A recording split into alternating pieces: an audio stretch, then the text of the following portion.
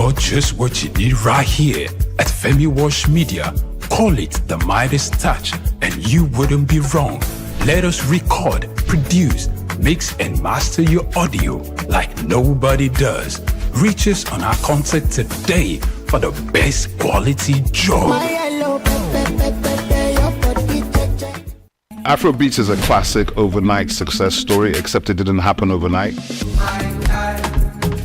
I'm happy to be here. One of the key things about the Omniverse is that it's designed to go beyond an event and designed to be fully something that people can engage beyond the summit.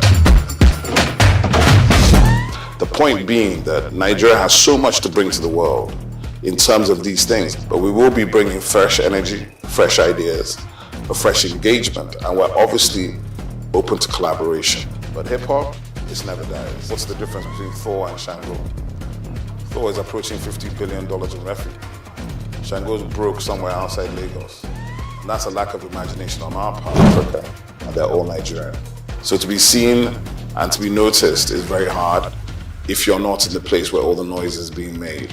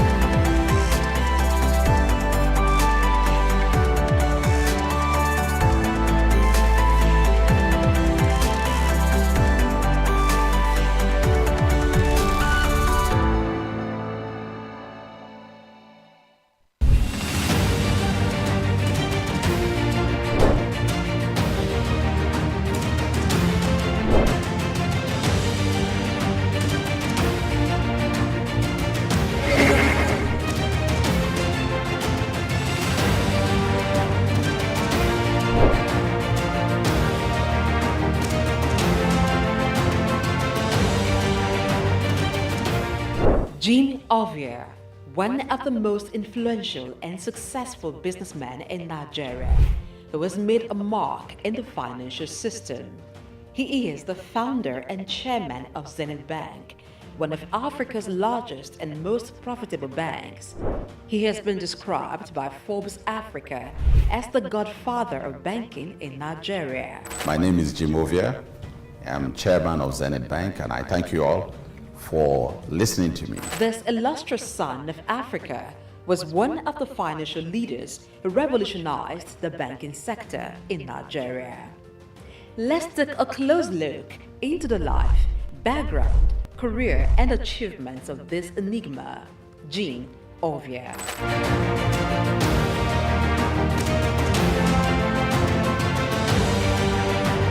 Jim Ovia was born on November 4, 1951 in Agbo, Delta State, Nigeria, to a large family as the second son of Chief Obi Olihe of Agbobi in Delta State. Being one from a humble background, Jim attended local schools as he had lost his father at the tender age of 4.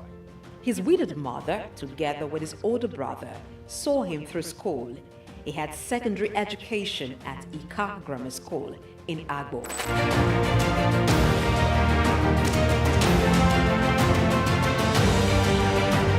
Due to his interest in business and technology, he proceeded to the United States to study business administration at Southern University, Baton Rouge, Louisiana, USA, where he obtained a bachelor's degree in 1977.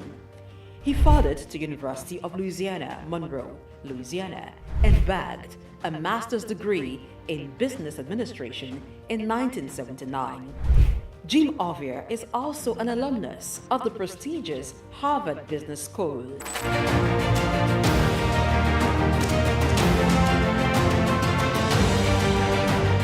Jim Ovia worked briefly as a clerk in Union Bank in 1973 before proceeding for tertiary studies.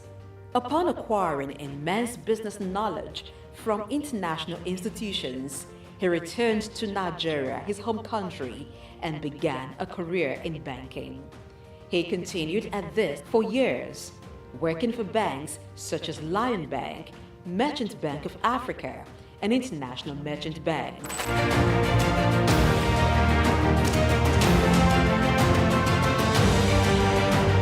After many years in the banking industry, in 1990, Jim came together with some colleagues to found one of Africa's largest and most profitable bank, Zenith Bank.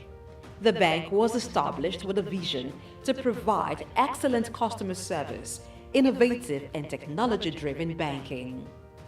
Zenith Bank flourished as it drew customers who sought excellence in financial services. What started with an asset of $4 million and about 50 staff has grown into over $24 billion in assets and shareholders' funds of more than $3 billion as of June 2022. Zenith Bank is listed on the Nigerian Stock Exchange and London Stock Exchange. Jim Ovia served as Zenith Bank's Chief Executive Officer and Managing Director from 1990 to 2010, and then Chairman from 2010 to 2014. After a brief break, he returned as Chairman of the bank in 2016 and remains so till date. Under his leadership, Zenith Bank has grown to become one of the leading banks in Nigeria and Africa, standing tall among some of Nigeria's first-generation banks of repute, a feat rare for second-generation banks established in a time of tension between military and civilian regimes and economic instability. We will build our own roads to our branches. If we're building branches in some cities, towns where the roads are not good enough. We have also bought power plants, generating sets to power electricity into our building.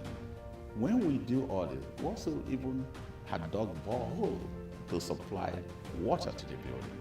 When we do all this, what I personally call it is BYOI, bring your own infrastructure or build your own infrastructure. Jim Ovia served as Zenith Bank's Chief Executive Officer and Managing Director from 1990 to 2010, and then Chairman from 2010 to 2014. After a brief break, he returned as Chairman of the bank in 2016 and remains so till date.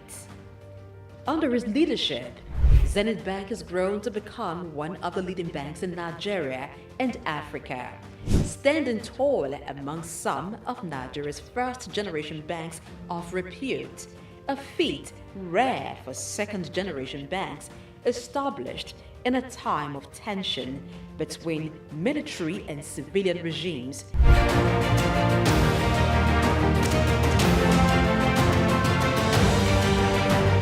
Zenith Bank has diversified its services to include insurance, pensions, stockbroking, and investment banking. The bank has won awards and recognition for its performance, governance, innovation, and social responsibility, inspired by its chairman's belief in giving back to community. Really, it's my special pleasure, my honor indeed, for this opportunity offered by AAI to be awarded in the category of Business Leadership Award for 2017.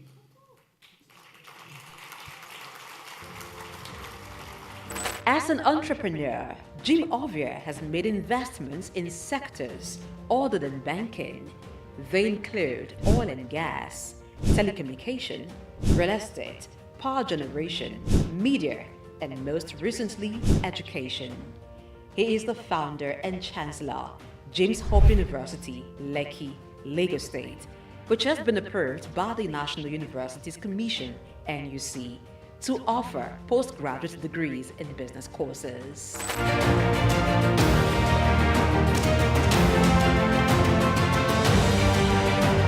Jim Ovia is a man who believes in giving back to society. He is engaged in philanthropic works through his foundations, Mankind United to support total education, MUSTE, and Youth Empowerment, ICT Foundation. These foundations award scholarships to indigenous students and promote information and communication technology in Nigeria through various initiatives. Ovia has made donations towards courses and institutions. They include Nigerian Investment Promotion Commission, NIPC, Nigerian Internet Group, NIG, Lagos State University, and National Information Technology Advisory Council, just to mention a few.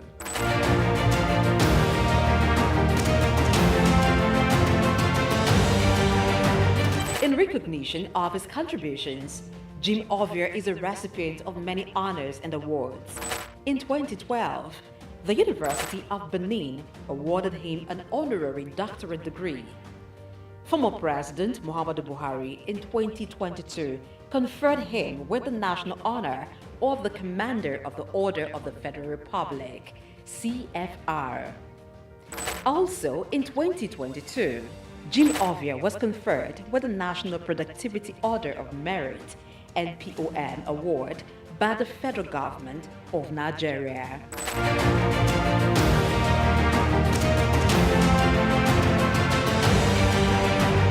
Jim Ovia is a proud member of the World Economic Forum, the Nigerian Economic Summit Group, and the Institute of Chartered Accountants of Nigeria. He is also a member of several boards and councils. I can't hear anything. Yes. I can't hear. Even can't hear you. So you must structure your investment in such a way that it makes somebody better. As chairman of Zenith Bank with more than 9% stake, Jim Ovia in 2015 was estimated by Forbes You miss your to way. have a net worth of $550 million. This net worth obviously has been surpassed since then.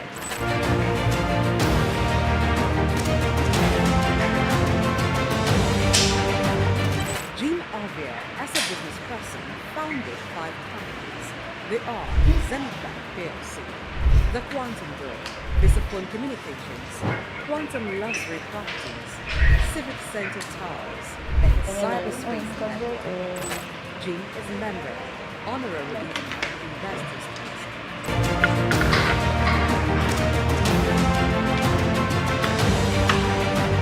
Kay Ovia is CEO, Quantum Markets Limited, a firm that offers stock brokerage services. She sits on the board of several organizations and is chairman, board of directors of Cyberspace Limited, a leading software engineering company. Cyberspace Limited is one of the pioneers in provision of internet services in Nigeria, providing network and software services. Kay, being at the head of a tech giant in Nigeria, teamed up with her husband, Jim, to strategically deploy robust IT infrastructure at Zenith Bank, which resulted in the development of digital products and technology-driven banking in Nigeria. Kay is an alumnus of Enugu State University of Technology, ESUT, where she holds an MBA in management. She is much given to philanthropy, with several initiatives to transform lives, particularly those of the underprivileged. One of her projects targeted at children and youths, Star Rising Talent Hunt, aims at discovering and projecting hidden talents.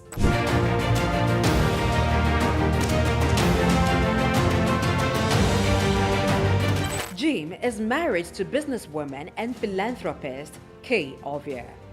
She's also a hotelier, proudly running Starwood Hotels. Jim and Kay Ovia are blessed with 5 children: Isioma, Zephyr, Tito, Tommy, and Jesse. As a family man, Ovia enjoys spending time with his family. He also likes reading and traveling.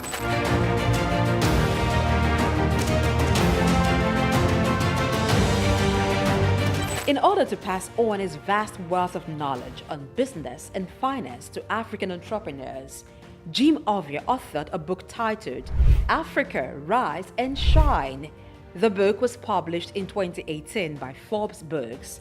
The book was written after he featured in an issue of Forbes, and it became the magazine's best-selling edition in Africa, that it had to be reprinted 4 times. The book, Africa Rise and Shine, paints the picture of his humble beginning from the small town of Agbo in Delta State, and against all odds, pushed through to become a global business icon, while providing insight on how to conquer challenges in African markets, taking advantage of the opportunities.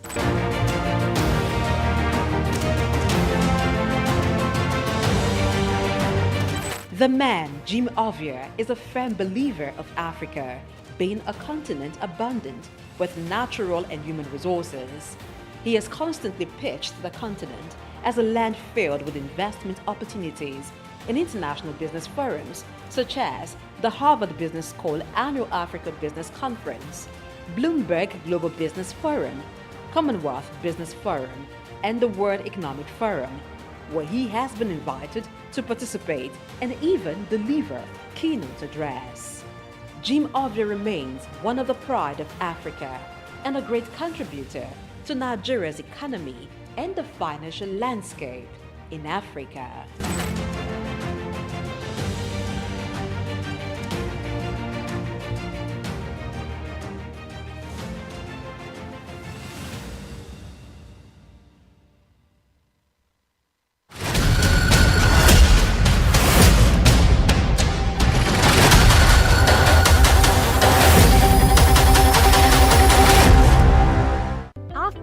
Africa Development Studies Center, ADSC, we are committed to driving sustainable growth and development across Africa through innovative training and research. Our mission: empowering leaders, policymakers, and professionals with the tools they need to create lasting change. With customized training, dynamic research programs, and study exchanges on leadership, management, and other critical development topics, ADSC offers a platform for exchanging cutting-edge ideas and global best practices. We provide comprehensive services in research and consultancy, capacity building and training, education programs, publishing, and knowledge sharing. Our esteemed faculty, composed of seasoned experts and researchers, ensures a learning experience that is insightful and practical. We specialize in policy development, implementation strategies, monitoring, and evaluation. At ADSC, learning is engaging and enjoyable. Our unique methodology includes talks, interactive exercises, games, video screenings, and lively seminar discussions, all in a comfortable and friendly environment. Ready to make an impact? For more information, email us at info@adstudycenter.com or call +234 912 439 2362. Visit us today at www.adstudycenter.com to explore our programs and upcoming events. Africa Development Studies Center, rethinking development for Africa. We've got just what you need right here at Femi Wash Media. Call it the Midas Touch and you wouldn't be wrong. Let us record, produce, mix and master your audio like nobody does. Reach us on our contact today for the best quality job.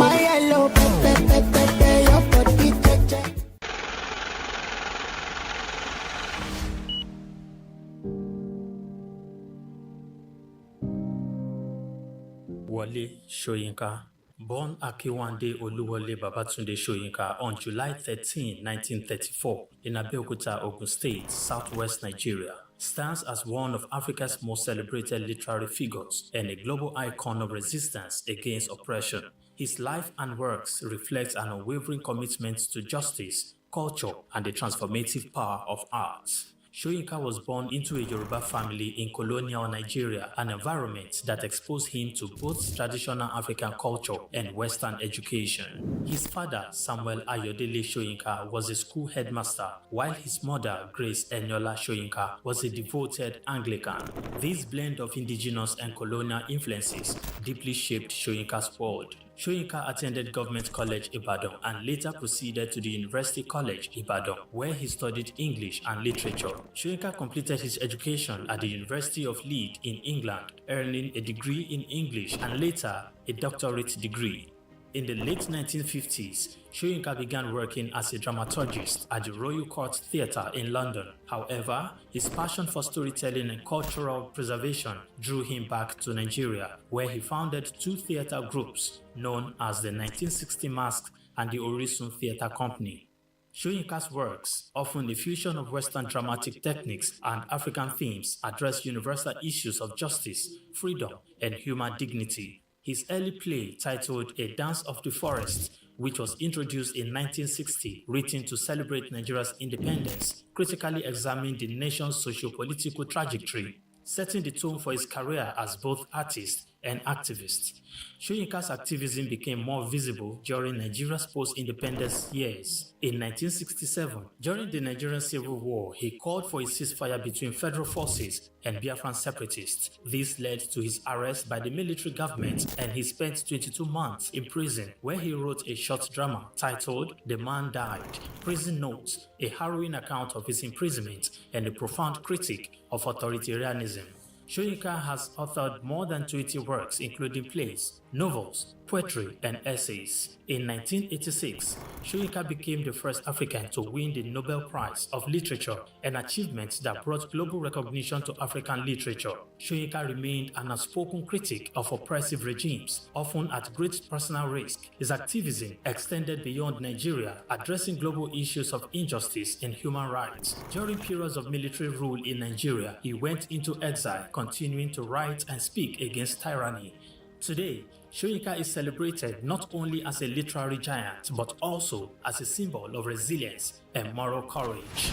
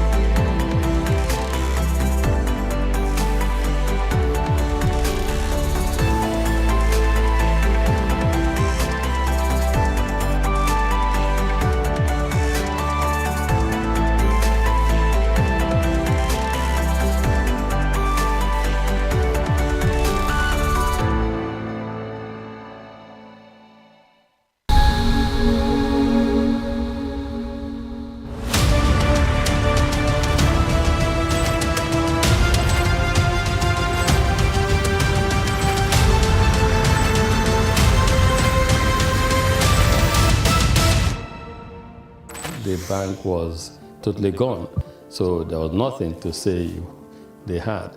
But we see our project and said we would like to take over this bank.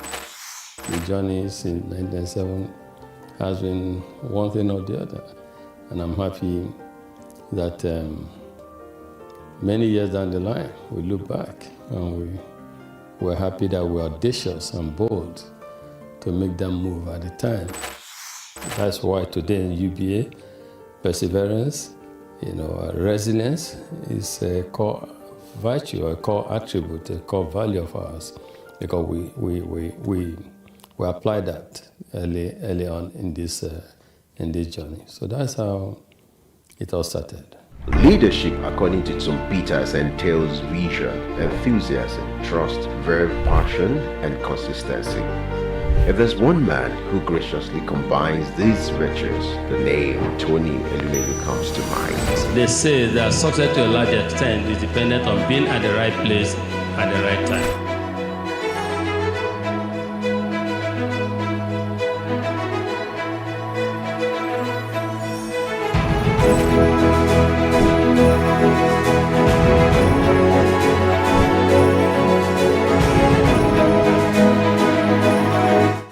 I say to people, my elder brother, who is 7 years older than me, he doesn't have gray hair.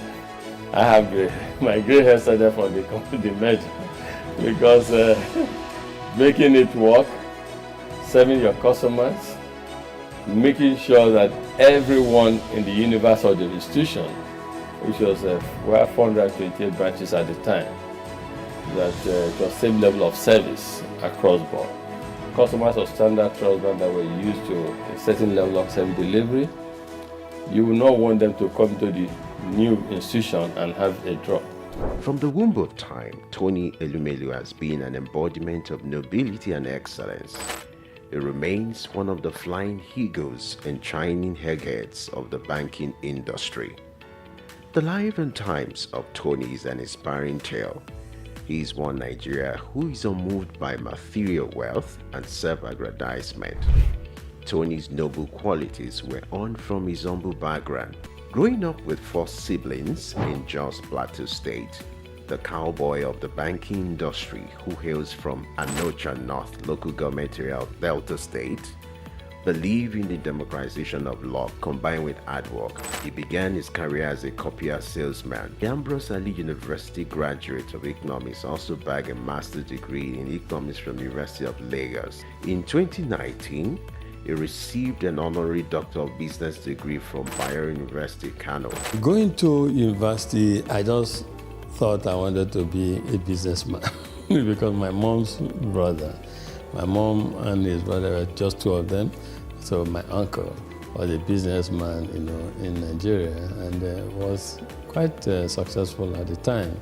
And I was influenced. I thought he was very rich, and also I wanted to be a businessman, but not knowing whether just a businessman, you know what I mean? Because he was described then as a businessman. And but in the university, that was why I read economics, just to see. But in university, I got more enlightened because I knew more how things operated. And first degree, I was saying I just wanted a good job that would give me the start. But when I came to do my master's at Unilag, being in urban or Unilag, a lot happening at the time. And that was the era of new generation banks, a lot happening. Our friends, in banking, our friends, some got jobs in some banks. And so that's all of us who were doing masters at the time. I did masters in economics. Who were doing masters at the time, we just became interested and fascinated. We were interested in working in a bank. New generation bank, not old generation bank, not. And so that was how it all started. And we started applying for jobs in our banks. And I got, yes, at the master's level, it was clear I wanted to work in a bank. And yes, that was started. As in then, Santana was a posh car. So they oppressed us in school, I must say. And then we too wanted to become the big boys in future with the brochures, suspenders, white shirt, dark suits, etc. The growth and development of any institution is determined by the quality of its leadership. For Tony Elumelu, his sterling performance and leadership scorecard in the banking industry remains a reference point. He rose quickly to become the youngest bank branch manager at Allstate Trust Bank at the age of 36. He formed a coalition to acquire a distressed financial institution, Crystal Bank, and became its CEO, an action that earned him and his circle of peers the nickname the Cowboys of Banking. In 1997, some of us came together and acquired a distressed financial institution. We acquired this financial institution, we turned it around, we set targets for ourselves, strategic plans, targets, if you have first year strategic intent, we want to make it a viable financial services company. Second tier intent, we want to become a leading financial services group on the continent. And third financial intent is a strategic intent to become a player in the global financial arena. As we all know, There's so much private global capital seeking the right investment destination.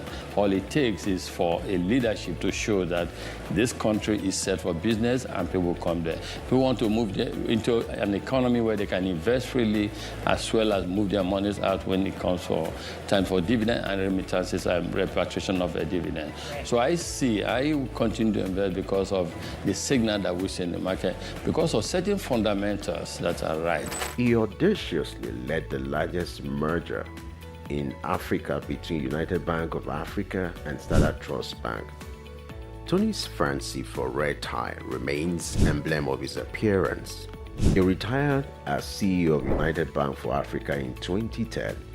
He is presently the chairman of Heirs Holdings, the United Bank for Africa, Transcorp, and founder of the Tony Elumelu Foundation. I can't express how excited I am in words to be here and to be selected among the 1,000. It's the opportunity for me to realize my dreams. So I go into business and start to make my way. It challenges you to do things you never thought you could do. Maybe if you'd have gone to a private school or an MBA, you must have paid a lot to get this kind of, enlightenment. Ça me fait plaisir de voir des frères et sœurs qui veulent se rencontrer, se connaître, les partager et créer un réseau, peut-être le plus grand réseau africain. Venho de Cabo Verde. Je suis tunisien. Je viens de la République du Bénin. I'm from Edo State, Nigeria. I'm from Ghana. Zimbabwe. Sudan. From Rwanda. Gabon. Uganda. Senegal. Egypt. I'm from the Gambia. Welcome and thank you for coming to Lagos. I'd like to start by congratulating all of you. You have done well. Most entrepreneurs are creative people. They have creative mindset. They're innovative. Those who dare to dream and who dare to innovate in Africa should have the opportunity to prove their innovation. And that is why we have $10,000 for these 10,000 Africans to help prove their concept and prepare them for bigger scale financial support. We don't give because we see it as a moral burden to just give charity. But we want to give people because we want to uplift them. We want them to be self-reliant. We want them to be fishermen. We want them to do what we are doing. We want them to prosper in life, become successful. Tony made a tremendous contribution to giving back to the society. His selfless efforts and huge investment into humanity through the Tony Elumelu Foundation is widely adjured as the leading philanthropy empowering a new generation of African entrepreneurs, driving poverty eradication, catalyzing job creation across all 54 African countries, and increasing women economic empowerment. Since the launch of the entrepreneurship program in 2015, the foundation has trained over 1.5 million young Africans on its digital hub. Tony, the Nigerian economist, entrepreneur and philanthropist, holds the Nigerian National Honors, the Commander of the Order of Niger, CON, a member of the Order of the Federal Republic, MFR. He has been responsible for creating business that are critical to Africa's economic development. He is a proponent of Africa capitalism, an economic philosophy which advocates for the private sector's commitment to Africa's development through long-term investment in strategic sectors of the economy that drive economic prosperity and social wealth award. He was awarded the Daily Times the Nigerian Man of the Year in 2016. He was honored with the National Productivity Order of Merit Award in 2019. He is also on the list of Time magazine's 100 most influential people of 2020. On October 11, 2022, Elumelu received the National Honor of Commander of the Order of the Federal Republic of Nigeria. Tony, as a staunch professional and chairman of Foremost Bank, may understandably runs a busy daily schedule like that of a bee, but he balances the equation with creating time for sports. His love for lawn tennis and football stands undeniable. My good workout favorite, I think I would say that I like to jump on the sport. I love yoga. said. Yeah. But these days I'm trying to get in the group of planters. Tony is not just a champion in the Backyard. He equally balances the equation when it comes to family life. For me, as a family man though, I try to make sure I balance things. I try to make sure my family side did not suffer. In that process, I was also growing a family, having my kids and co. So, but everything came together. Tony is happily married to Awele Vivian Elumelu, who is the chairperson of Harvey Medical Practice Limited. Vivian also oversees the healthcare investment of Hairs Holdings. She holds a Bachelor of Medicine and Bachelor of Surgery degree from the University of Benin. The marriage was consummated in 1993 and blessed with 7 children. According to Forbes' list, Tony is among the top 10 richest entrepreneurs in Nigeria with a net worth estimated at $1 billion. We don't just preach. We don't just theorize.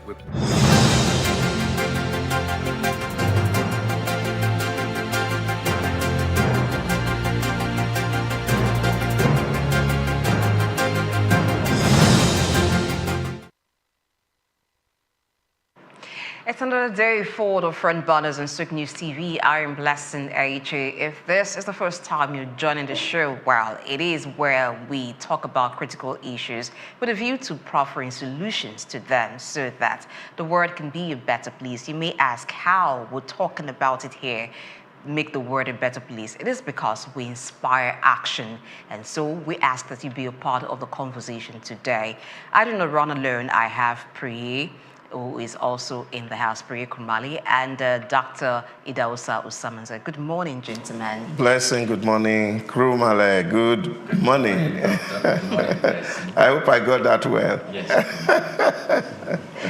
All right, there are segments of the show. The first is something you do not want to miss, and Evelyn Ohiole is waiting to take you on that ride. Please join.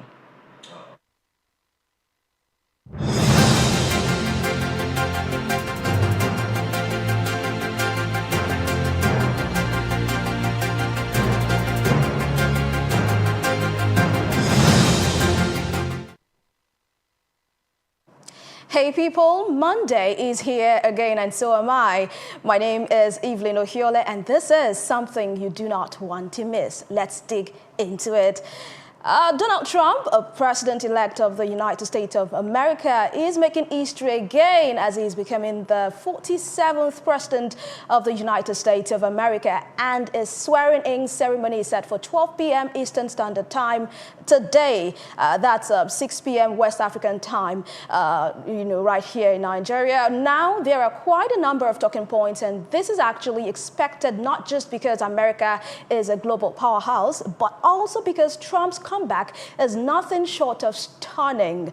Many thought his political career was over, but he proved them wrong. Like I said, lots of talking points from the makeup of Trump's cabinet to the expectations of Americans on Trump's second stay in the White House to Trump's official portrait. Now, let's talk about the elephant in the room, Trump's official portrait. I mean, have you seen it? Because this portrait is giving I am here for some serious business. It's giving the vibes of a predator focusing on its prey. It's giving your enemies thought you saw the end of me, but this is me coming back fully charged.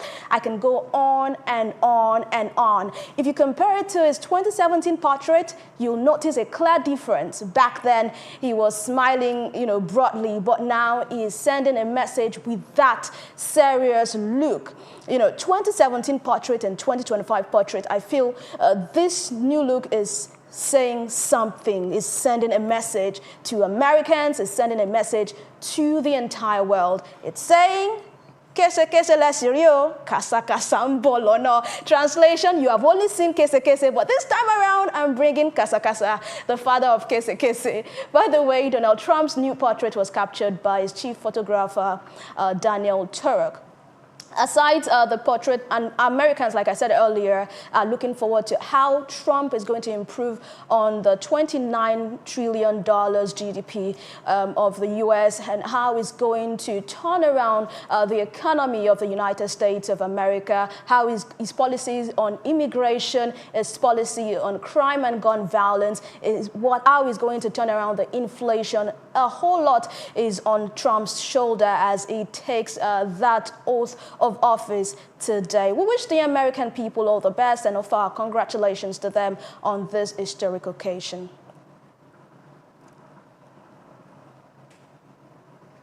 All right, moving on. Abuja folks, if you were without power over the weekend, sorrows, prayers. But here's the thing, even the presidential villa wasn't spared. Yep, you heard that right. The big shots in the villa had a taste of what you went through, courtesy of the vandals who stole some electricity cables, disrupting power supply. Apparently, the Transmission Company of Nigeria reported that a 132 kV transmission line and underground cables were vandalized on Friday, leaving areas like Maitama, Wuse, Jabi, and even part of the presidential villa in darkness. General Manager at TCN and Ndidimba said the incident, which occurred around the Millennium Park, a few kilometers away from the presidential villa, saw the vandals cutting away 40 meters of cables on the two 132 kV transmission lines. These people get mine, sure. I mean, you can imagine the audacity of these vandals. But here's some good news. The Minister of the Federal Capital Territory, Nyesom Wike, has announced that some suspects have been arrested in connection with the crime. And get this, they won't be charged with stealing, but economic sabotage. Talk about a serious offense. The vandalism in Abuja is getting alarming, and I like that the FCT minister is on top of this matter. So to all my Abuja people, our prayers are with you. May your power supply be restored ASAP, and may these vandals face the full weight of the law, because we want a Nigeria that works. And my last story this morning, on a rather sad note, a petrol tanker exploded at Diko Junction, Niger State on Saturday, with the death toll put at 86, while 55 people were injured. The Director General of the Niger State Emergency Management Agency, Abdullahi Baba Ara, confirms the numbers in a statement released on Sunday. According to reports gathered, the tanker crashed on Saturday morning while speeding, and some residents tried to scoop up the spilled fuel. But in a devastating turn of events, the tanker exploded, killing both those collecting fuel and others trying to rescue them. It is heartbreaking. This is one incident too many, as reports have it that over 265 people have lost their lives from petrol tank explosions in the last 4 months across the country. It's a tragedy that could have been avoided. So please, I'll put out this information there. Let this be a lesson to all of us. If you are ever at the scene of an incident involving a fuel tanker, remember your immediate response should be flight. Ensure you keep a safe distance of at least 500 feet, that's 150 meters, to avoid potential explosions or fires. And no matter how tempting it might seem, do not scoop fuel at the accident scene. Your life is worth more than any amount of fuel. Meanwhile, President Tinubu has announced plans to set up a high-powered committee to investigate the reoccurrence of tanker explosions and implement safety measures to prevent such tragedies in the future. May the souls of those who died in this tragic incident rest in peace. Amen. And that's the march I can take at this time. It's back to blessing, prayer, and dark. But that will be right after this time out.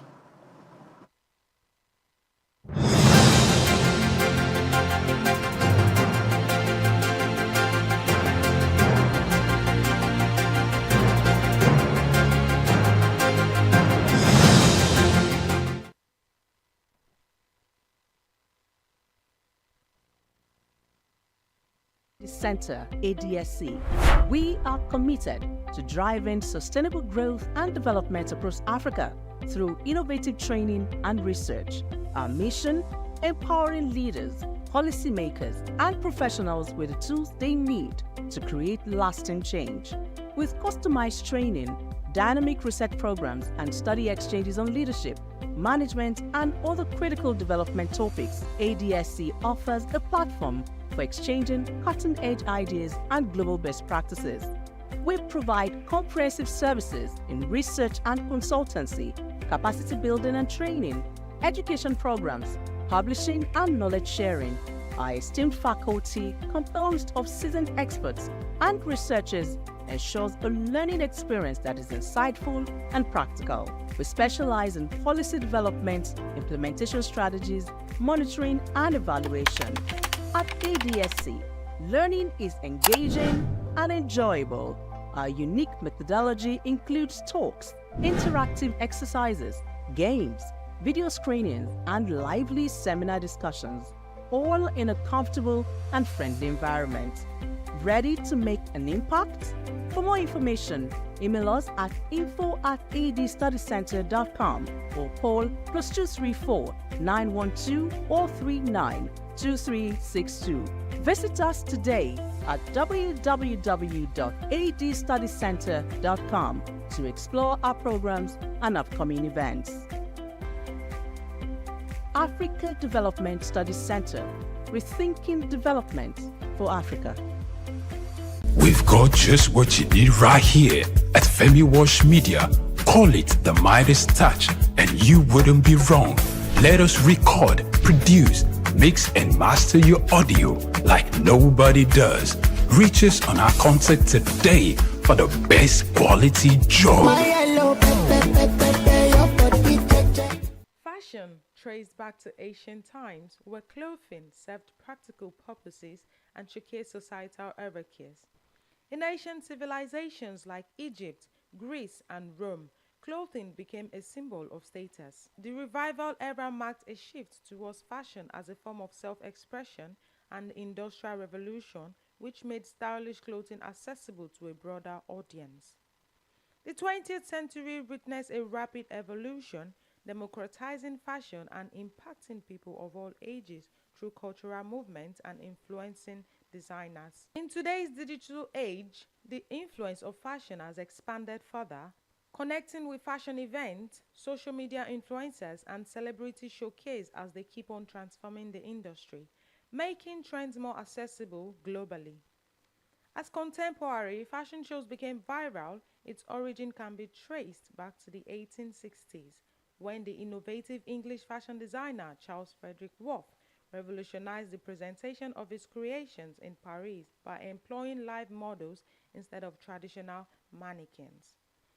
This groundbreaking approach soon gained popularity, and by the early 90s, similar events called fashion parades had begun to emerge in cities like London, New York, and today all over the globe. Statistics revealed a significant rise in virtual events as innovative virtual fashion shows gained prominence, especially during times limiting physical gatherings. Although the fashion industry faces challenges such as rapidly shifting consumer preferences, sustainability and ethical concerns, intense competition, supply chain disruptions, and issues related to counterfeiting and intellectual property, all of which require strategic adaptation and innovation to navigate effectively.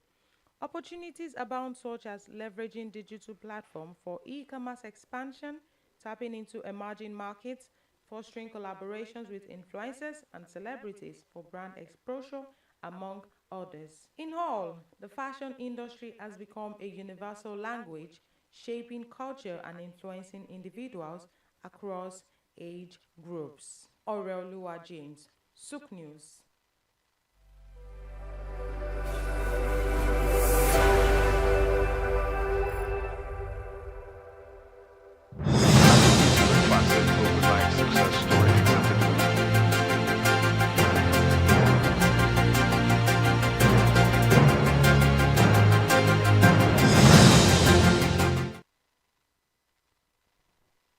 Something you don't want to miss, as brought to you by Evelyn Ohiole. It is time for us to have a look at some other stories in the news. And one of them is Nigeria's vice president departing the country for Davos to attend the 2025 World Economic Forum.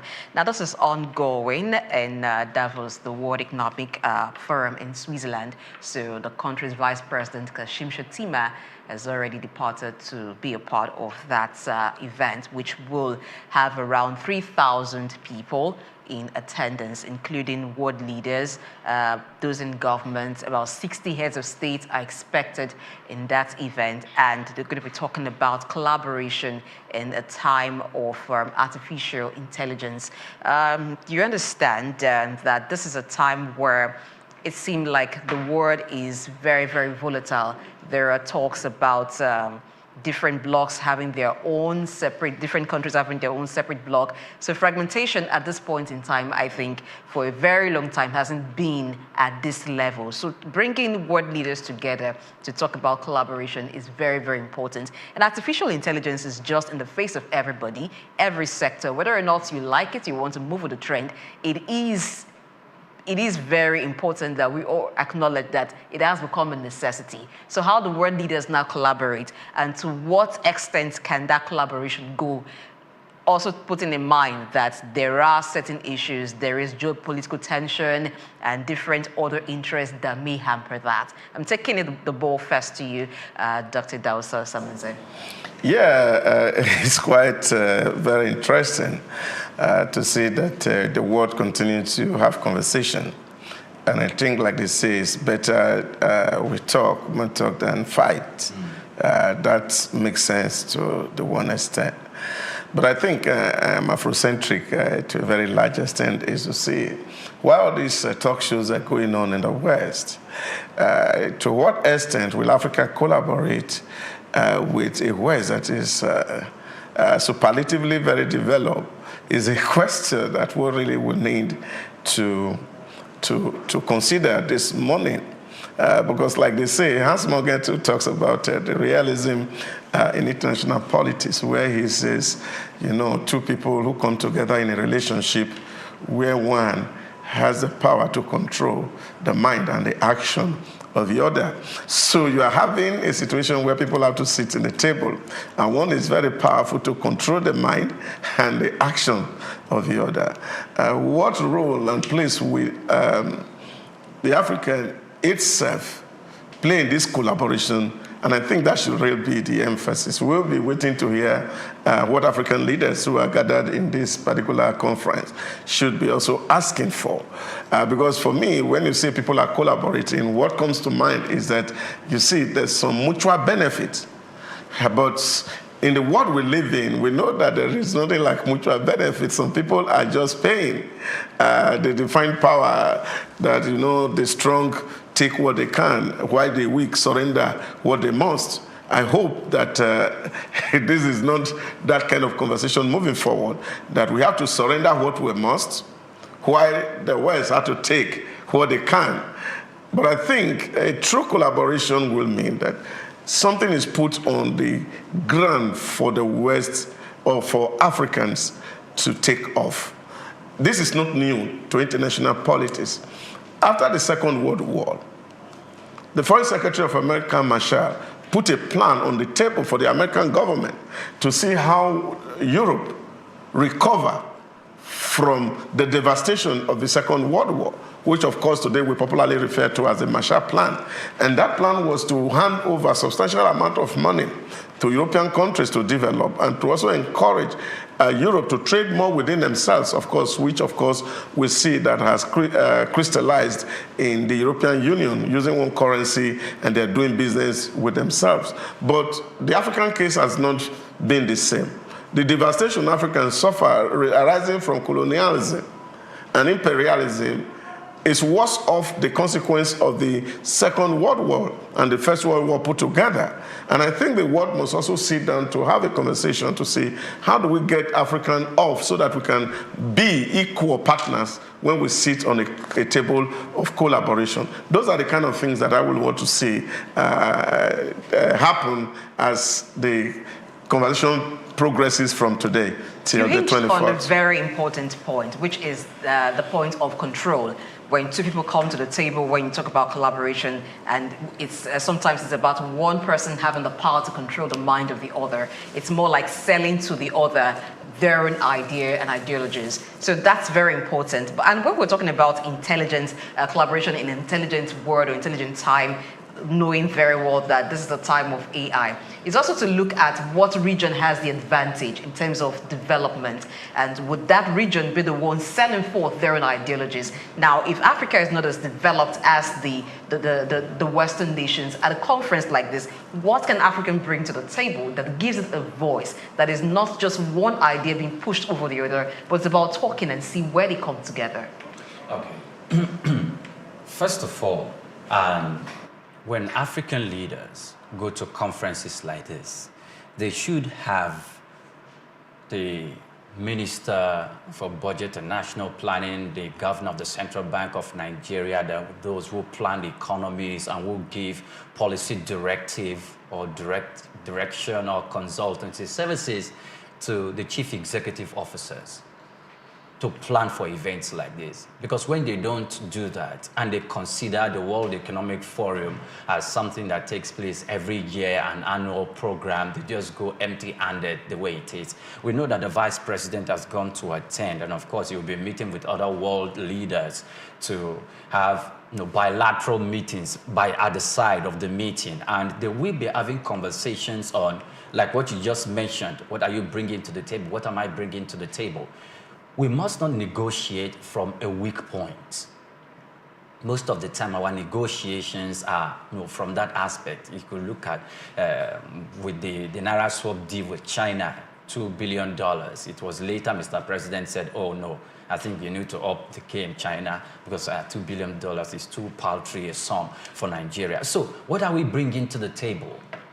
We have a lot to bring to the table. Nigeria and other African countries, we are most like the part of the world that have the raw materials for the Western countries to feed their industries and to bring about development. So what are we bringing to the table? It is simple.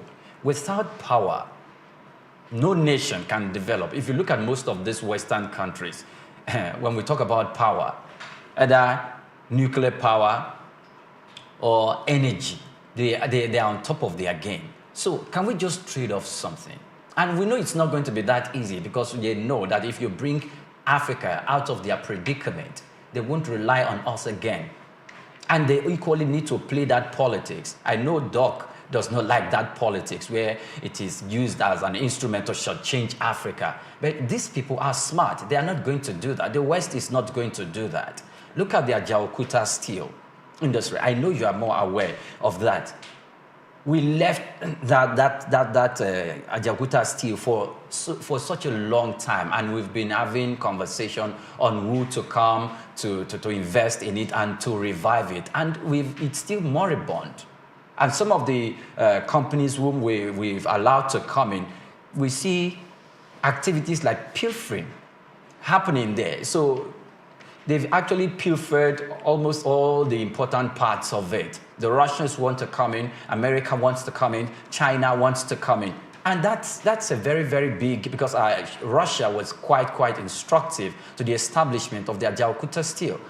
But we've not made the most of it. So if America, if China, they are building our railway system, can you give us power? We want to boast about, even if it's 15 or 20,000 megawatts. The point is this. Take, for example, and that's why I use Hans Morgenthau's definition of power in his popular books, Politics Among Nations. Now, what was his own conception? That power is a relationship between two individual or entity, A and B, where the A has the ability to control both the mind and the activity or actions of B. Now, when you look at it from that perspective, what comes to your mind? You just mentioned the Jakarta Steel Complex and the impact of Russia. At independence, Russia was the first nation to reach out to Nigeria to say, well, we want to contribute to your development because we are blossoming in iron technology. And don't forget that under Joseph Stalin, Russia has built capacity in terms of processing of iron. And we are doing more than any other country in the world. So they have the competence and they have the capacity. And now they're reaching out to Nigeria at independence to say, happy independence. We will want to support you by helping you build your iron plant in Ajaokuta, as it was being proposed and debated by the government. Now, what was the understanding? The understanding here was that this was their contribution. It was to come at not such ridiculous cost. But people felt, oh, if you allow them build your refinery, you will have the influence of communism in the environment. And we are struggling not to be communists. And then we rejected the offer and gave the contract to a French company to come build for us. And then the French company subletted the same contract to a Russian company to build. Now, how do you expect that the Russians will come here and do you good? They will not. And this is the point that I'm making. Yeah, so while we were pretending to be non-aligned as a nation, we were actually aligned. Aligning indirectly. To the West. Because to a very large extent, our head has been conditioned to think the way the West would think. So that's the point I'm making. So when, of course, we are sitting down around table, we as African leaders must also go to these conferences not as beggars. We should go to these conferences to assert our rights. And this is quite instructive. And this is why a lot of people are celebrating what the military junta in Burkina Faso is doing. And it's saying, look, I'm taking away all the togas of colonialism from us. We owe you money, we pay you. And then, of course, we have to determine our fate by ourselves. And I think this is what many African leaders need to do. We cannot, in the name of democracy, be tied to the apron string of the West. We have something to sell. All that is required, for example, for the cheap industries to work, they are taken away from here. From Africa. And of course, we're selling it to them at peanuts. And then, of course, the equipment that comes from it are sold to us at luxurious prices. This is the challenge that Africa faces. But look at the themes that is emerging from this conference. They take, for example, rebuilding trust. How can Africa trust the West, really? Reimagining growth. In a world that is almost saturated as we speak. Now you are looking at investing in people, safeguarding the planet, industries in the age of artificial intelligence. Now you find that we are still manual in operation.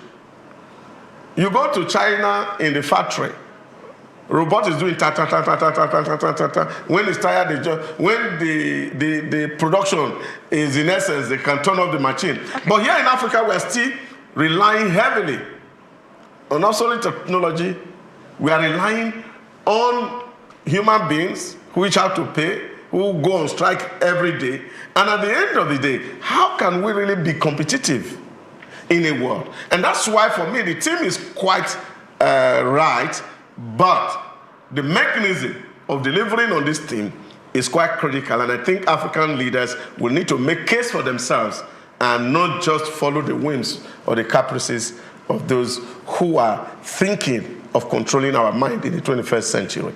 In making a case for itself or for the continent, for Nigeria, for instance, I would have expected, I don't know if there are plans or if in the entourage of the Vice President, we have the Minister for Digital Economy, the Minister for Trade and Investment in that entourage, but I would have expected that they'd be at that conference because these people or these ministries are very key. Talk about digital economy, for instance. You cannot be talking about collaboration in an intelligent world or in an intelligent area without the Ministry of Digital Economy being at the forefront, channeling. So if we're talking about what we're bringing to the table, new shifts in business, bilateral agreements, then the Ministry of Digital Economy should have something that they have proposed to sell at that conference. Same with the Ministry of Trade and Investment. What new areas are we looking at? What are the new language that we're speaking when it comes to trade?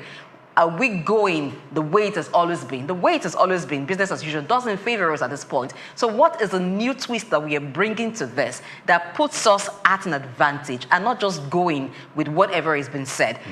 On this table, we've all talked about the disadvantage of Africa when it comes to technological development. That's something that we cannot just forget. Now, if you have a disadvantage in one area, you also have an advantage in another, which is in the area of primary products. The chips that are used for some of these computers, Doc, you have mentioned that some of them come from Africa. Now, how do we present that in an agreement, in any transaction, to the fact that yes, we may not have the technology that you have, but we have something that you need. So whatever trade you're doing with us must also advance us technologically. If you are not accepting to do business in that wise, it's just what you can get from us, we are not interested. Until we begin to look at things that way, well, it may sound like talking tough, but I think that for a long time, we've played to the gallery and it's not really helped us. So it's about looking at what we have that is our strong point for us to negotiate. And then for these ministries as well as other ministries that are important to sell it, because they are the ones that will run it. So I expect a lot from the Ministry of Digital Economy, whether all of these proposals will go through the Vice President. I also expect the Ministry of Trade and Investment to have something that they have come up with for this conference. Yes, okay. Now, part of the meeting, or part of the courses that will be discussed in this World Economic Forum is the African Continental Free Trade Area. When Nigeria became a signatory to that free trade zone area, we did that in a rush without considering our market. Most of the time, when that proposal was right in front of us, experts were talking to former President Muhammadu Buhari whether he should sign, whether he should not sign. Egypt has become a member, and our other African countries were trooping in. They trooped in to constitute that trade zone. Now, they were all shouting and screaming for Nigeria, the big brother in Africa, to become a member. Now, why Nigeria did not want to become a member? Because the president was still contemplating the economic impact, the role we are going to play, how beneficial it will be to us, and how it's going to promote the Nigerian economy locally. However, those thoughts were not seen through. Those African countries were considering Nigeria as a market to sell and to trade whatever is going to be manufactured, because there will be laws, there will be injunctions that will constitute the free trade that's going to govern the way and manner the free trade zone is going to be operated, and how each party will be allowed to bring in their goods, and how every other party is going to partake to sell and to buy. Nigeria is the market. We didn't consider that, and we did not chart our course in having the advantage to make sure that, look, we need to put out stringent policies in order not to make our country a dumping ground. But as it is now, we're already becoming one. No, but all right, can we move on to the next story? Yeah, but I just wanted to make this point. The after program should have even benefited Nigeria. Yes. Because if we have taken advantage and leveraged the things that we have in our environment, after would have been a benefit to us. And that means really we would have been able to unite the African markets together, just like you have the European zone. And then, of course, you have the dominant power in the European zone is actually Germany.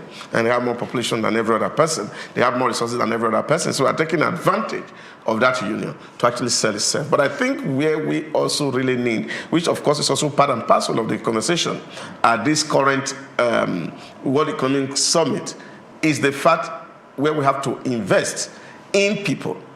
And I think I cannot overemphasize the investment in people. I was having a conversation with a young man in church yesterday, and I was asking him to push a program, a master's program in one of our universities, the online university. And he said to me, yes, I tried to apply, but I am in IT, and I'm signing up to a site that is not working. So that tells me that I'm not likely to get value for my time in that university. If they are offering that course, it should show on their site alone that IT is top end, which means me, I'm likely to learn that. I don't just want to take certificates, I also want to have a hands-on experience, because I'm already done my BSc, I need a hands-on experience. So in that area, Africa also would need to invest hugely in its people. And that is the only way we can compete with the West. Okay, moving on, the Central Bank of Nigeria has revealed that 95.66% of bank debtors borrowed from microfinance banks as of September 2024. Now, this highlights the role of microfinance banks in the country's lending system.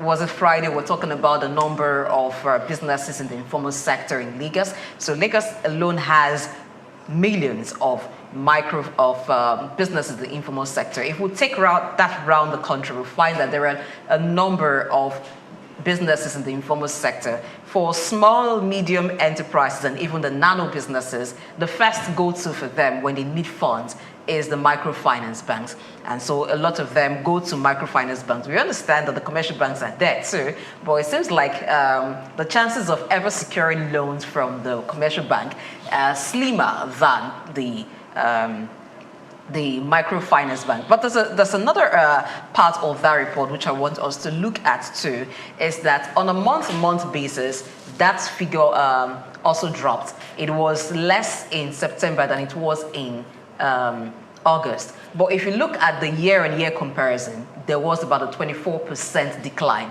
So in 2023, as of 2023 September, the number of persons or businesses that got loans from the microfinance bank were about 8,000.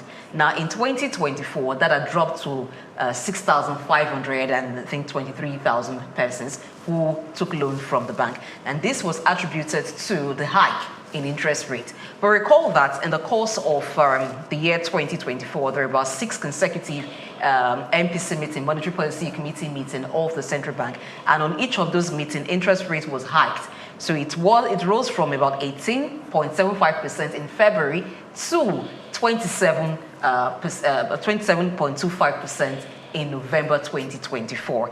This is critical.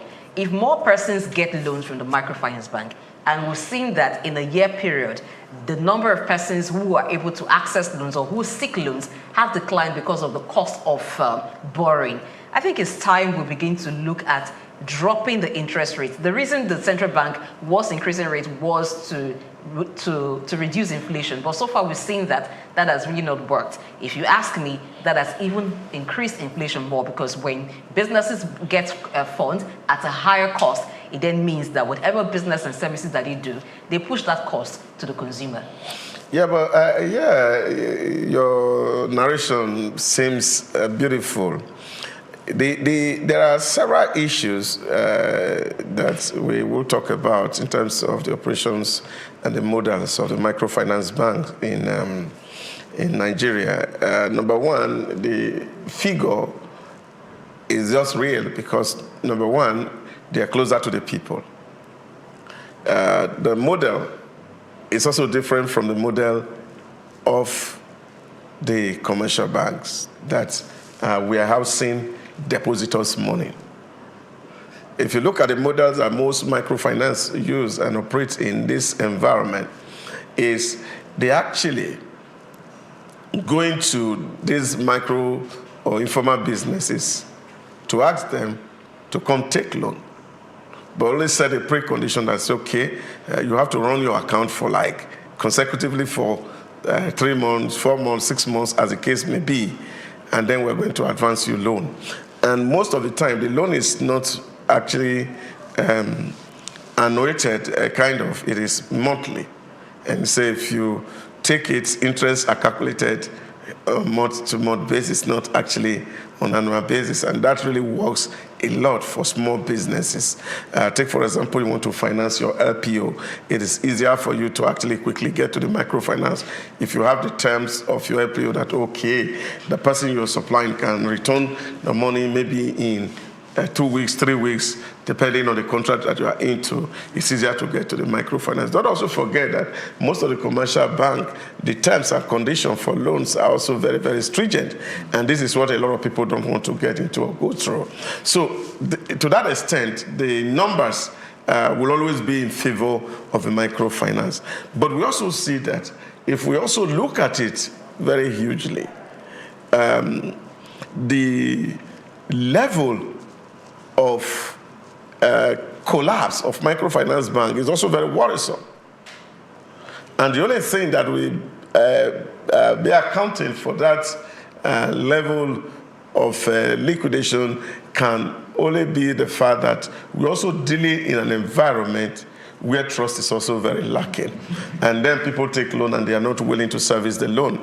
You can take from this bank today and change your particulars, change to another bank tomorrow, and all those things. But there is the BVN that works across board. Why are they not able to use that to track? Yeah, I think the BVN is just feeling that that space right now. And there are a lot of, some of all these non-regularized operations, because the marketers of the microfinance bank are also desperate.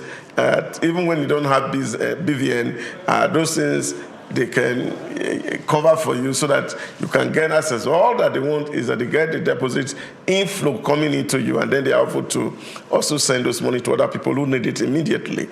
And I think that's where, for example, a lot of things have to be done on our national identification project, where people can be totally and comprehensively identified, that you cannot verify, for example, opening of an account until you verify your house address.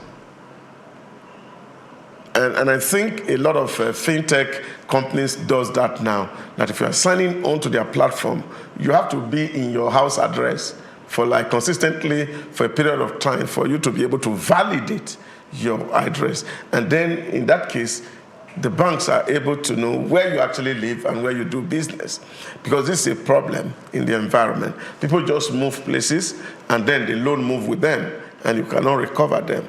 And the medium of doing that is really very difficult, especially with a population that is large. So I feel that there's a whole lot of reorientation in the environment that business people should also understand that if they are defaulting, paying back loans that are meant for these microfinance banks, then it's actually somebody else's money and not the bank's money. Because that could also be accounting for the reduction in terms of the volume that is being done. Because, like they said, since hunters have started to shoot without missing, birds are now flying and they are not perching. Doctor has dropped a lot of bullet points there. There was one funny one he said when he was talking about people moving and the loans moving with them. Yes, that is very true. Even with the loan apps, which sometimes are referred to as loan sharks, we see that people don't even move. They are still what they are, but recovering the loans are a problem. And so sometimes they resort to blackmailing, they resort to different things, contacting those on your contact list to appeal to you to return the loan. The level of loan default is very, very high in the country. The microfinance bank are playing a very good role and is good for the MSMEs. We need to keep them. I would have thought that, yes, for every loan, there should be some form of insurance on that loan, as much as other due diligence to ensure the recovery of that loan.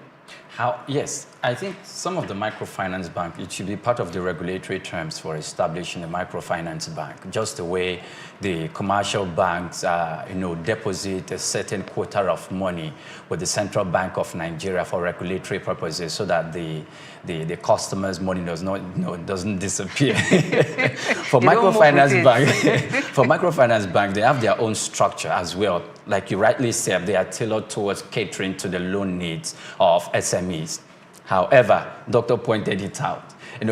There was a case where somebody was able to secure, this is not even a loan, it was a grant given by state government and for business purposes, because before that grant was given, they've seen your document, the name of your organization that you want to run for a while, and they've seen that, oh, this is good business, and they are trying to give out grants of which you are not going to pay back. They gave to some businessmen, and some of them went out to marry new wives. Oh, yeah. Yeah, so they went to the village to marry new wives. Now, for microfinance bank, they are dealing with bad loans. You could see very, very few of them still in existence. And those ones that are still in existence is because they've chosen to take the bull by the horn. I have a friend who works for microfinance bank, and he's a loan collector. He recovers loans. He told me stories unheard of. He will go to people's houses to look for them. He has called them several times. He'll tell them they've traveled, and he goes to their house, and some people will crouch into that bag you call Ghana must go. They will be hiding inside. It's that bad. He will fish them out, and some of the cases will result to police case, and some you will not be able to get back those loans at all, even if you put the man in police net. I think it's time the banks begin to think about collateral too. One thing I want to say. They may begin to consider that, because if they continue this way, chances that a lot of them will begin to fold up. Yeah, but they are already folding up. And so we need them. Most of them are folding up. You know that people will not do what you expect them to do. They will do what you inspect. And there are certain measures that need to be in place. But even in terms of inspection, it's even difficult. A guy called me 2 days ago and said, this cab has run away with money. He has even placed an order on the estate gate that this person, they should never allow him to enter. He said his telephone is all switched off. The only time you can get access to this person on the telephone is around 12 a.m. So you find that people are deliberate. People change numbers at will.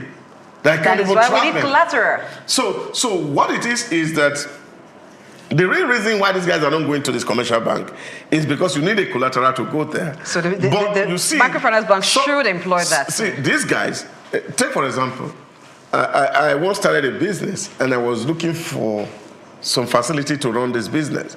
We have bought the machines and we have installed. So I was looking for like an overhead to start operations so that we can stabilize and then be able to pay. So I was looking at like 12 million at that time.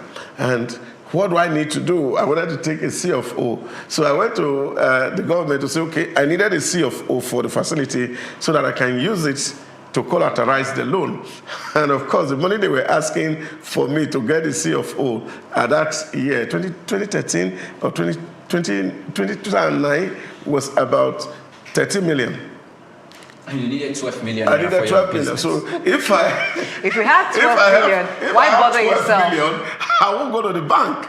So this is the situation where a lot of these micro businesses find themselves. They cannot they don't have definite collateral, and they are just supposed to actually be what I think BOI did at a certain point was to see how to even put them into cooperative societies and use the cooperative society model the way it was used in Bangladesh to dispense some of these facilities so that the member of the cooperative society could monitor the movement of the loan, that this loan moved from me is getting into Blessing's hand, and Blessing is ensuring that I'm doing what I should do so that she will not miss a turn. And then, of course, it's going to Kromale's hand, and Kromale is monitoring to show that this thing, and then, of course, it go around in the society. But what do you find? Nigerians are very smart people. So people form their families into cooperative.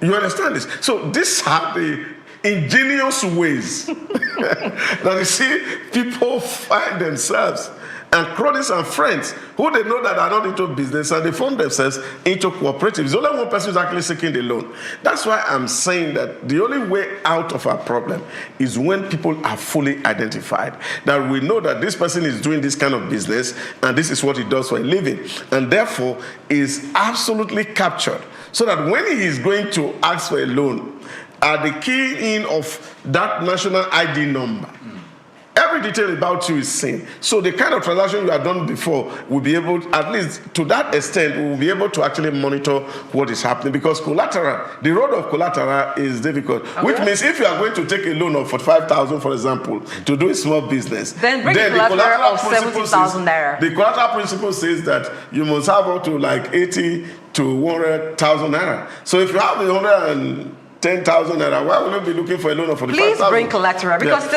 it has become necessary. For the sake of the continued existence of the banks. I don't think it's difficult, because even for some people who are into loaning of money, those who are money lenders, not even in the bank system, there are persons who are money lenders. If you go to them to say you need XY amount of money, some of them do ask for collateral, because not all of them have the muscle to fight. Not all of them have the time. It will take them using the police and using other means to ensure they recover that loan. If a person brings the collateral for that amount of money, I don't think you would need to start chasing the person, because they know the worth of that collateral. So if you're looking for a 50,000 naira loan, bring a collateral of 100,000 naira. Let's have that. So I think they need, if the policy that governs the operations of the microfinance bank doesn't cover that, they should begin to look at that. Because we may just have a system where, or have a situation where many of them fade out of the system, and then the role for which they are set up is defeated. So if we want that to continue, since the people have become tough, you also made a parable of if the hunter has learned to shoot without missing, then the bird has also learned to fly without perching. So if they have learned not to return money that they loan, then those who are lending should also ensure that they have something from the borrowers that ensure that they must pay back that money for continuation. I think by way of policy, this thing is quite simple. You go to the big banks.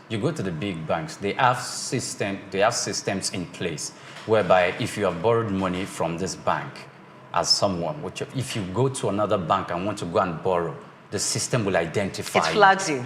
So some of these big banks should take in some of these microfinance banks. If you are not in the cut group of the big bankers.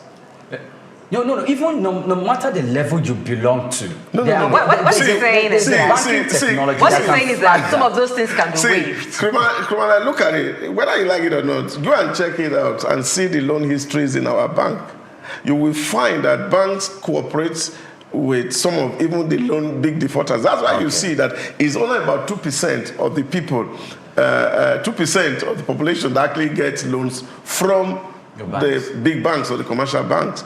But I think what is missing in our environment, which is one of the things that we will really need to think about, is the fact that many people in Nigeria like to do business, but financial literacy is missing. That people hardly can differentiate between their capital and their private profits. Money. So what it means is that once money enters into your account, you start spending everything. And then, of course, we are hoping that another one will come tomorrow. And I think people need to be financially literate. And I think one of service that this microfinance bank should be able to give to some of these people is what I may call an education of a sort for this sector, the informal sector, to tell them how to keep their books, how to differentiate profits from capital, and what expenditure to make. But I think some microfinance bank also are smart enough these days to actually be doing daily collections in the market. So what happens is that every day they come to your shop, if they are within your vicinity, and say, what have you sold today? This is your refund for today. And I think that's also quite instructive. But what you also see is that by the time they take out what the banks owe, they have nothing to go back to the bank, to the market tomorrow to restock. And this becomes a real hydra-headed challenge facing the informal sector. Financial education, financial literacy is critical in really transforming that sector so that they understand how to spend. You can imagine somebody just make a profit or sell something and is not thinking about reinvesting the money into the business, but is thinking of getting some big things. A friend of mine was telling me something that happened, and I think it was in Maiduguri, and he said, these guys, they were making so much money farming beans. But what did you see? Once the season is ended, all the money they have made, they use it to go and buy a sport vehicle. Aha. And at the end of the Now day, you have touched on the issue. It is not really about financial literacy. Yeah, but that is financial literacy. Because some of these people that default on loans from microfinance banks, if they had secured that loan through a money lender who will beat them up very well and still collect the money, they would understand how to save. Even the money lenders are passing through recovery loans. Yes, that's why they are deployed on unorthodox means of collecting back their money. See, they have unorthodox means. Even the people who are taking the loan are even using orthodox means for the money lender. So there's a whole lot of crisis within the system. But what I'm talking about financial education is the fact that people must understand that I have made some profit and I'm not entitled to eat up all the seed. That what I'm supposed to eat is the fruit, because there's another planting season. So if I eat up all the seed, now come again looking for seed to plant during the seed, it means that I'm not intelligent. And I think that's what I'm talking about, that once people become financially intelligent, to understand that before I will have to buy a car, I don't need to sell everything that I've made for that year. I also must make plan that I have to reinvest some. And if that is not enough, then we can work out an arrangement. But that's what you see. Just like Krumale said, some people get a loan, and what do? They marry or a even wife. grants, and they go to marry a new wife or add to the harems of girlfriends. Because these guys are just looking at it and look, this money has come, anyway, we must spend it. But if they are financially literate, they'll be thinking about how to build up capital base so that they can become bigger companies in the near future. Doc, you do know that there's selective intelligence. Some persons choose where to be intelligent as long as it is convenient with them. Okay, let's go to what Serap is asking from Donald Trump as we wrap up here. So the Socioeconomic Rights and Accountability Project, Serap, has written to the president-elect of the United States. Yes, I can still call him that until his inauguration, which will be 6 p.m. today. It's written to Donald Trump, seeking list of Nigerian officials hiding loot in the U.S. This is where we should say, or I should say, calm down. The man has not even entered office or assumed office. They're writing to him already. Is Serap in a hurry? Well, I think Serap knows what to do. And I think that can be done legitimately within the Freedom of Information Act, which is, of course, in our country. There's no money that moves out of this country that CBN should not be able to account for. And if monies are moving out, we don't need a foreign government to come and tell us whether we have money in their country or we don't have money of their country, who is having those money in their country or don't having money in their country. And I think for me, sometimes Serap can also be attention-seeking, which is one big issue that is so much in our space, where people like writing open letters. We understand what is happening within our space. What is critical? Donald Trump is not the president of the whole world, and he's not the president of Nigeria. We have a president in Nigeria, and where there are suspicions, people can actually go to the appropriate authority and then ask for the requisite information that is needed. Put your letters in the CBN and let us know all those people, money that has moved out in Nigeria, whether it was moved for businesses that are not done. We must also do our homework.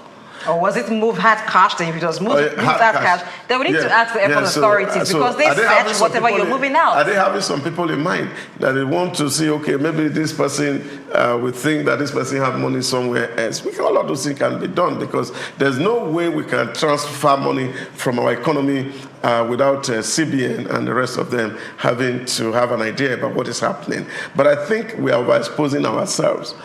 When things that we can deal with at home, we go to the outside to watch our dirty linen. For me, really, I don't think that's it will produce any result, and I'm also thinking that Donald Trump also owed them any responsibility to do that, except that they have to sue the United States government. But then if you are going to law, then you must, your hand must be clean.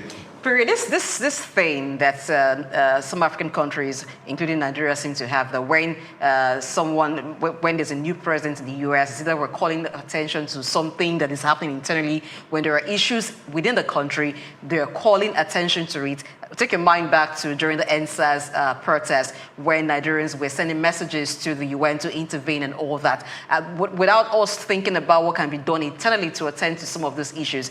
Is it part of the colonial mentality that you're thinking that whatever challenge you're having, it is those who are outside of the country that can attend to it? And what do you think about Sarah's letter at this point in time? Do you think they should have allowed Donald Trump sit on the chair first and, take a breath before they're asking him to do certain things? No. We all know that Sarah has been on top of its game. I really wish they were, really achieving results. They've been on top of their game. Why did I make that statement? During the Buhari's administration, when the former president was borrowing money, times without number, from the United States, from IMF, from World Bank, from China, Sarah was writing. It sued the Buhari administration, including the National Assembly, to make sure that they account for the monies that was borrowed, if it was spent for the purpose for which it was borrowed. Sarah did that. Sarah took not just the government to court, Sarah was taking a lot of other public officers, public officials, including institutions, to court. Of course, we know that Sarah is suing the government of the day. It didn't make any headway, it didn't win the case, and that is not unconnected to the fact that this is the government of the day. If Sarah is writing to the elected president or the president-elect of the United States of America that, look, Mr. President, we know that you can do this, that, and the other from your antecedent, and we believe that you could influence something to return Nigeria's loots. Some of Nigerian politicians must have looted funds and taken to the United States of America. Desiani Allison's name was mentioned there, that, Mr. President, we need you to influence the return of this proceeds. So it can be used for what? It can be used for the purpose for which it was done in the first place. Why is Sarah not winning the battle? If we say we should look inwardly, Sarah is going to take the government, the president, to court in Nigeria. Are they going to win the case? They've done that times without number, and they didn't win the case. For example, the whistleblower policy that came out and it's nice as if it's dead. It's because some government officials were implicated in the process. And what happened? People went for it. Those who went secretly to blow the whistle about some government officials. See, no, just a moment. No, wait. To blow the whistle in the process. Their lives became endangered species. No. If you are writing a letter to somebody and telling the person, you are saying, "Oh, President-elect, go and look around all the banks in America and tell us how many Nigerians have accounts in your..." I think... No, that's not what Sarah was saying. Sarah was saying that the looted funds of corrupt Nigerians and politicians. You're transferring the burden to the US. No. I think we are becoming mechanical about this. How do you mean we are transferring the burden? The United States of America has a system that is that's working, so that in the extent that even if citizens in the United States of America commit crime, fraudulent crime, they are able to detect it, and they are equally able to detect monies that come in through fraudulent means into the United States of America from Nigerians, and they have all the account details of Nigerian politicians, and they know we also the have company. A system We have a system that is we have a system. Shouldn't that letter be No, I'm not overrating the American system. The American system. No. Just let me land. So I will listen. The American system is not overrated. The same monies, the Abacha loot, was it figured out by the Nigerians? It was assisted by Interpol with the connection of the So there's a role that Nigeria played. They were able to bring that out. They were able to bring that out. James Ibori loot, the United Kingdom was able to bring this out. Let's even talk about the American own problem.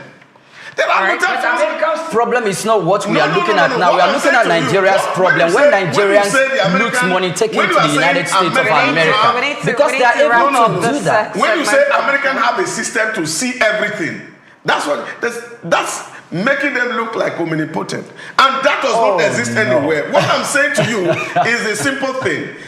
what we need to do, and that's what Souq should always be about.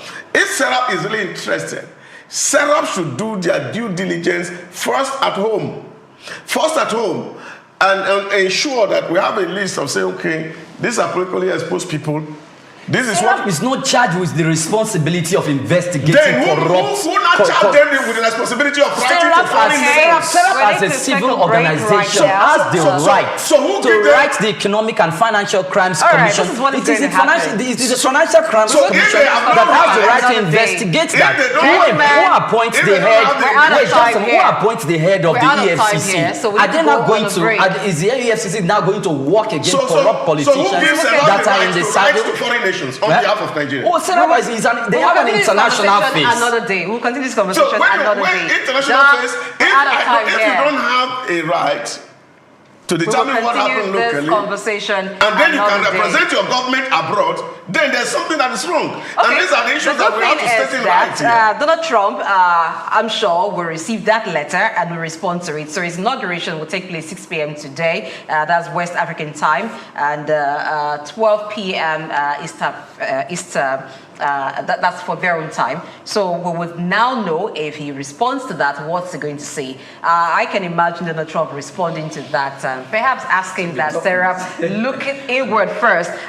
There's an example I gave here one time. We're talking about asking that foreign nations help us trace loot. Now, if something is missing from your house and you suspect that one of your children has taken it out, it will be wrong for you to go to your neighbor and say, check your house. If what my property is in your house, I don't think we should give it that interpretation. You should first of all check your house and know why it was possible for one of your children to take it out before asking that your neighbors check their house. They do have obligations. On this note, we're going to call it, we're going to end the conversation here on news analysis. It always gets very hot at some point here. That's why it's the front burners. Some persons reacted to this online, some of the issues we've talked about. And when we talked about the Davos conference ongoing in Switzerland, someone said, Israel Adeyemi, who says, what has been the impact of World Economic Forum on the common man? He asked a question.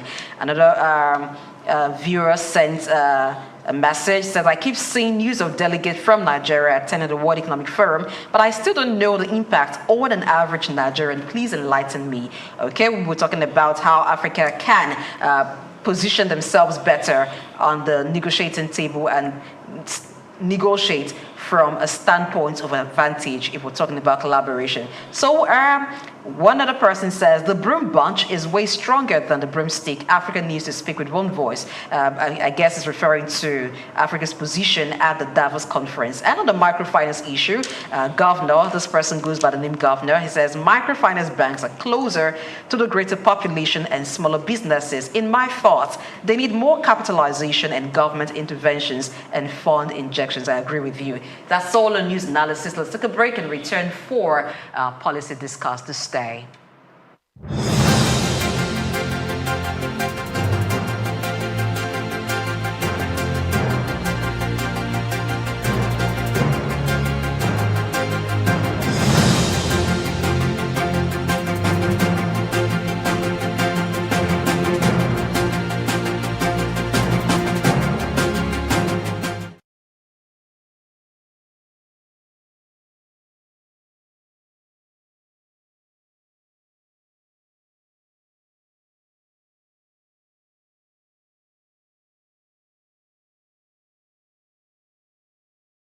At the Africa Development Studies Center, ADSC, we are committed to driving sustainable growth and development across Africa through innovative training and research. Our mission, empowering leaders, policymakers, and professionals with the tools they need to create lasting change. With customized training, dynamic research programs, and study exchanges on leadership, management, and other critical development topics, ADSC offers a platform for exchanging cutting-edge ideas and global best practices. We provide comprehensive services in research and consultancy, capacity building and training, education programs, publishing and knowledge sharing, Our esteemed faculty, composed of seasoned experts and researchers, ensures a learning experience that is insightful and practical. We specialize in policy development, implementation strategies, monitoring, and evaluation. At ADSC, learning is engaging and enjoyable. Our unique methodology includes talks, interactive exercises, games, video screenings, and lively seminar discussions, all in a comfortable and friendly environment. Ready to make an impact? For more information, email us at info@adstudycenter.com or call +234 912 039 2362. Visit us today at www.adstudycenter.com to explore our programs and upcoming events. Africa Development Studies Center, rethinking development for Africa. We've got just what you need right here at Femi Wash Media. Call it the Midas Touch and you wouldn't be wrong. Let us record, produce, mix and master your audio like nobody does. Reach us on our contact today for the best quality job. Fashion traced back to ancient times, where clothing served practical purposes and showcased societal hierarchies. In ancient civilizations like Egypt, Greece, and Rome, clothing became a symbol of status. The revival era marked a shift towards fashion as a form of self-expression and the Industrial Revolution, which made stylish clothing accessible to a broader audience. The 20th century witnessed a rapid evolution, democratizing fashion and impacting people of all ages through cultural movements and influencing designers. In today's digital age, the influence of fashion has expanded further, connecting with fashion events, social media influencers, and celebrity showcase as they keep on transforming the industry, making trends more accessible globally. As contemporary fashion shows became viral, its origin can be traced back to the 1860s, when the innovative English fashion designer Charles Frederick Worth revolutionized the presentation of his creations in Paris by employing live models instead of traditional mannequins.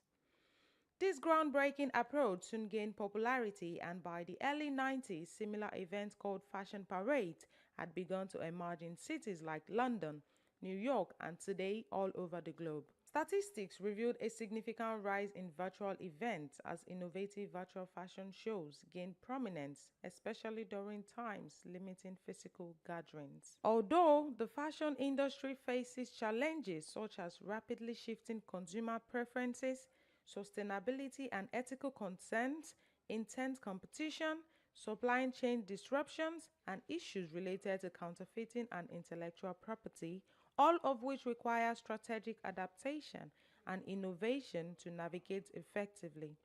Opportunities abound, such as leveraging digital platforms for e-commerce expansion, tapping into emerging markets, fostering collaborations with influencers and celebrities for brand exposure, among others. In all, the fashion industry has become a universal language, shaping culture and influencing individuals across age groups. Aureolua James, Souq News.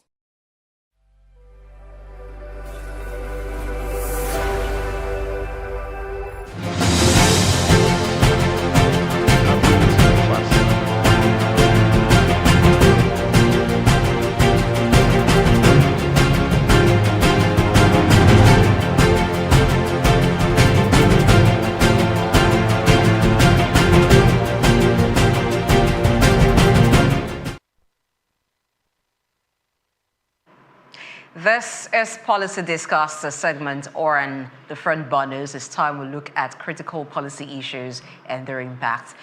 We'll begin looking at the 2025 budget, which has been totaled at over 49 trillion naira. And that budget has been christened the budget of restoration. Before that, in 2024, the 2024 budget was named Budget of Renewed Hope. And so now we have the Budget of Restoration. Let's piggyback on the 2024 budget named Renewed Hope.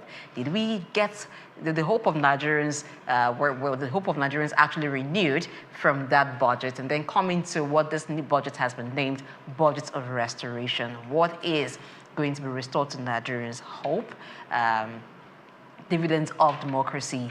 We're going to look at all of that on the table. I want to get your thoughts, Dr. Dausa. From Renewed Hope, now we're at Restoration.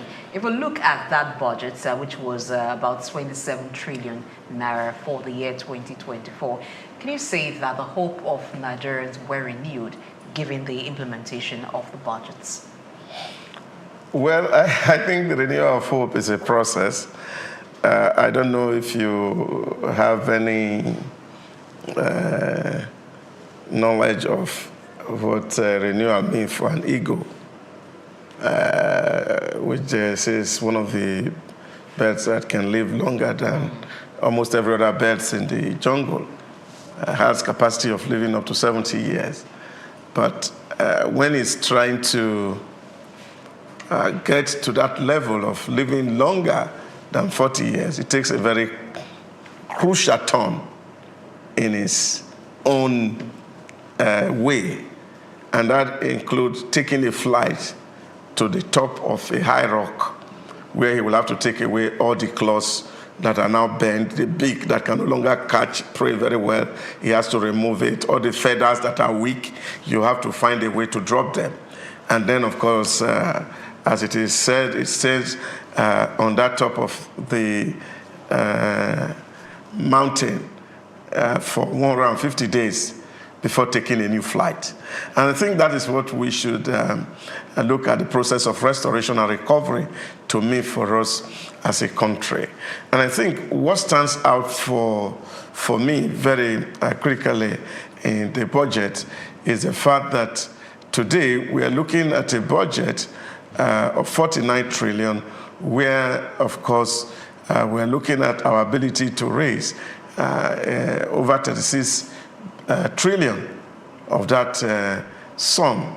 And what is in deficit is just about 13 trillion, of course, which, of course, you have again to source through borrowing. What that means is that there are some, they say, some flickers of light here and there that portend hope. Things are getting back again, and that is what it means to restore, that we are trying to set ourselves on a trajectory of being a prosperous nation once again, that the things that we had hitherto thought were hamstringing us are no longer going to be there. Issues that we have to talk about, subsidy for electricity, subsidy for petrol, and the rest of it. All of others are becoming almost history. And so with the new budget, we're saying that about 14 trillion is going in for capital expenditure and about 14 billion also for recurrent expenditure. So to that extent, between recurrent and capital, you are seeing some semblance of balance.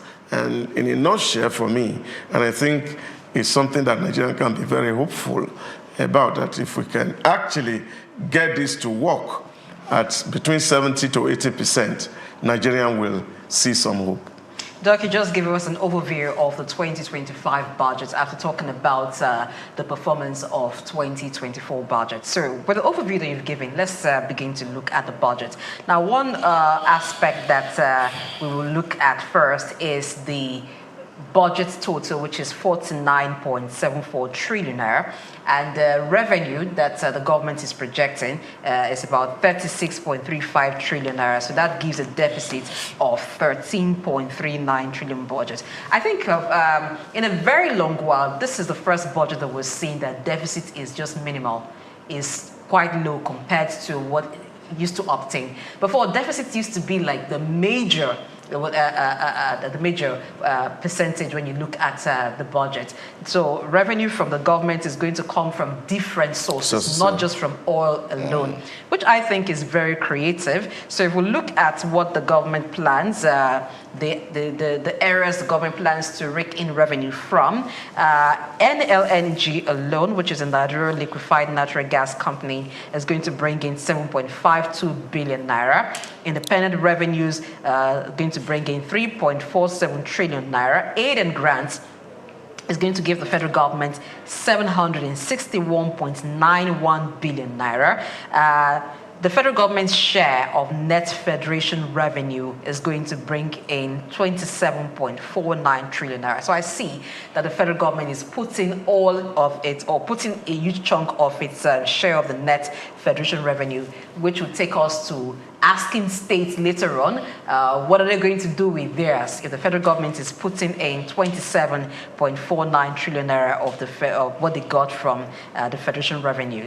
So oil is going to bring in 1.46 trillion naira. One would have thought that oil would be the largest contributor, but seemed to be like the least here.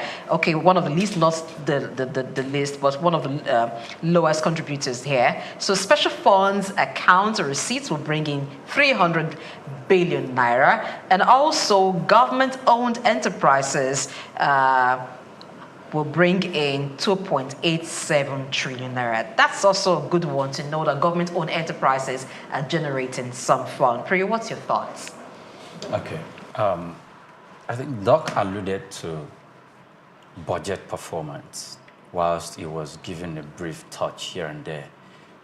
One thing that will guarantee that all these funds, these proposed areas where we are going to be getting receipts here and there, and to be allocated for whatever purpose is going to be used for, either in the in NPA or in any other ministries, to bring about capital development in the country, will be based on the work that both the minister of those specified ministries are going to do, and the eagle eyes of the Senate and the House of Representatives in terms of probity, in terms of carrying out their oversight functions effectively, to make sure that some of these billions that we are talking about is not just frittered away.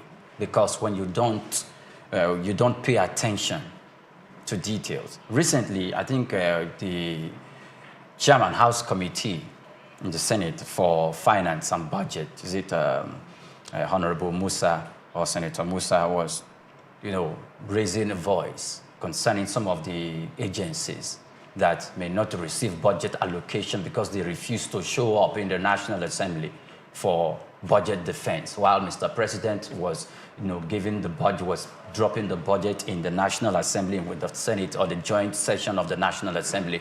He said that the ministers and the head of agencies and parastatals are going to be there to defend it.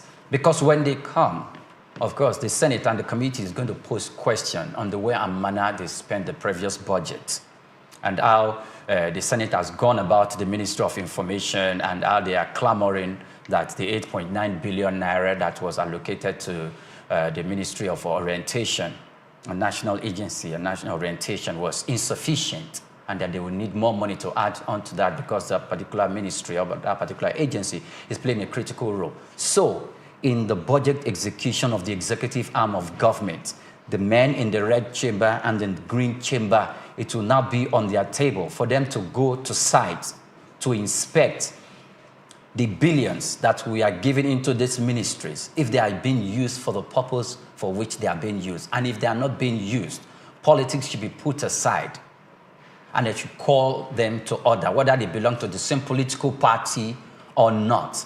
Because the budget of renewed hope is not going to be in words only, it's not going to be in mouth. It's going to be based on action.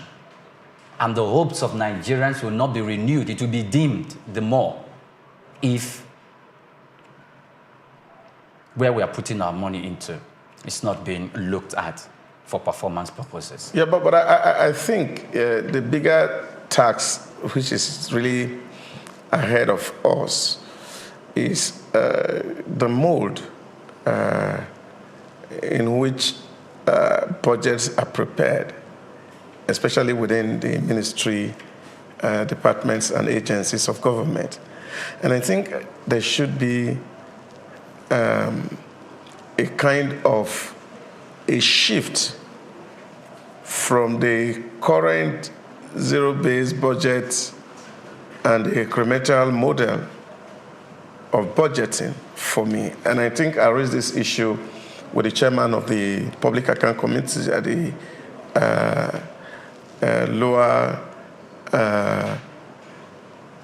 chamber. We cannot be talking about performance of budget when in actual sense, the preparation of budget had no factor in performance into its model. So what that means for us is that at certain levels, so nothing has happened, so zero budget. What does this ministry and agency mean?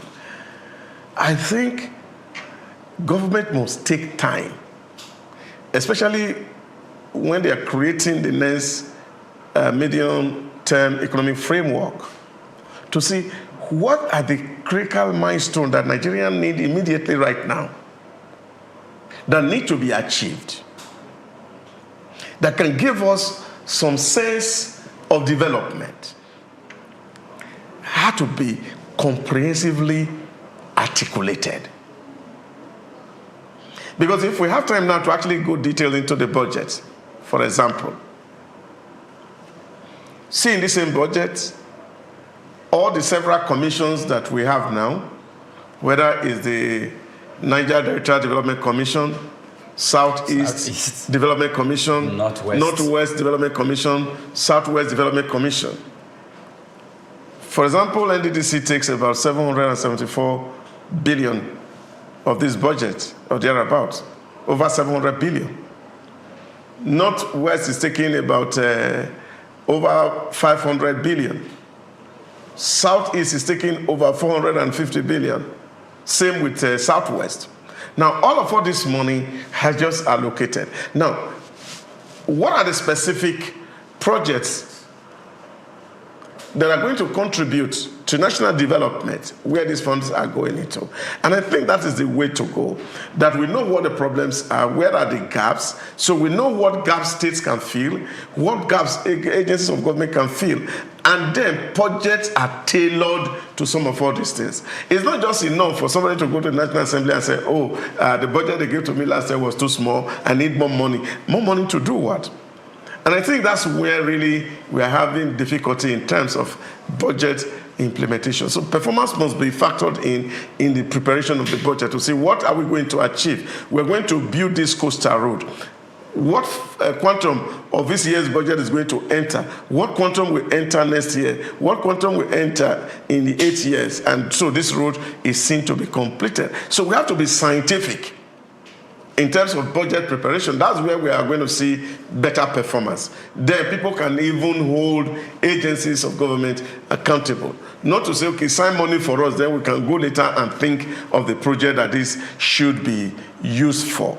And I think that is very, very instructive, that as agencies are bringing in their budgets, the National Assembly must take time to scrutinize, especially the relevant committees regarding these ministries and agencies, to say, where's this money going to? What is the value of this project to our national development? How much of GDP is going to empower? All these conversations must come into the preparation of the budget. But by and large, looking at the figure as they were on their face value, I think a lot has happened that we have to commend maybe the current regime for, that of course 73% of total expenditure is going to be generated.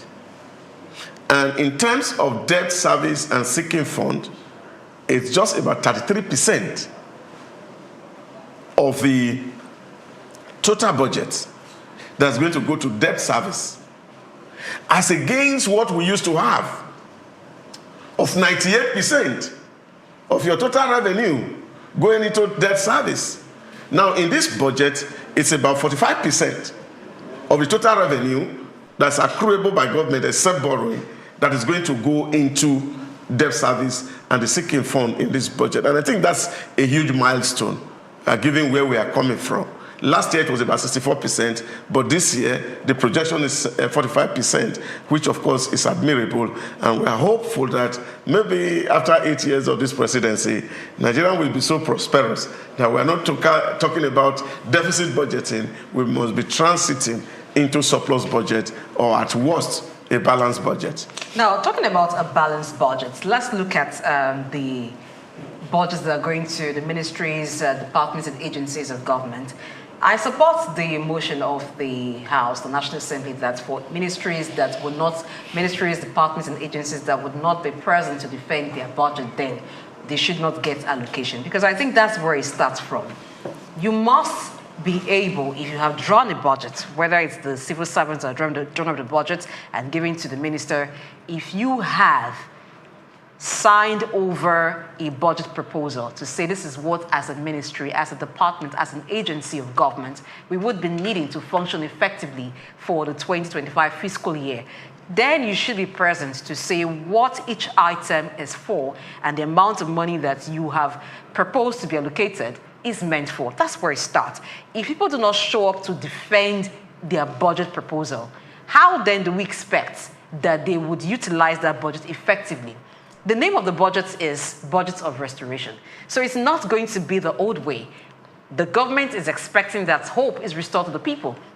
It's expecting that the people begin to see development, begin to see some change, at least build on what they've been able to achieve for the year 2025. So I think it starts, that show of responsibility begins from you coming up. I don't think anybody's schedule should be too busy, any minister's schedule to be too busy for them to show up to say, this is what, as a ministry, that way you take ownership to say, I am aware of what the ministry is asking for. I am aware of what the agency is asking for, and this is why we're asking for. And at that point, I expect that going forward, the National Assembly interrogates some of those items. Now, there have been some advocates say that the national budget, this 2025 budget, should reflect national interest. I would not exactly understand what those who are canvassing that position mean. Now, are we talking about national interest in the sense that every region, every ministry gets development, gets some improvement, or we're asking for some form of representation as we have for national character or federal character? So you just give a particular region, you give a particular development agency some amount of money, not really minding what contribution it brings to the country at the end of the day. So if we're going to be talking about national interest, that national interest should be clearly spelled out so that it's not misunderstood that say satisfy this quota, so there are no protests. Satisfy that quota so that there are no protests. It's good that you have to work closely with these institutions of government. And I think it's also very important that people do not deliberately don't want to appear before the National Assembly. The bullying at National Assembly and who believes who? And the fear of embarrassment and the threat of war that come from the chambers is huge for some civil servants. And that's why a lot of people are always becoming hyperactive when it comes to this session. And one of the points I made in my presentation at the inauguration of PAC earlier in the year, last year, was the fact that the National Assembly must not see itself as an independent entity.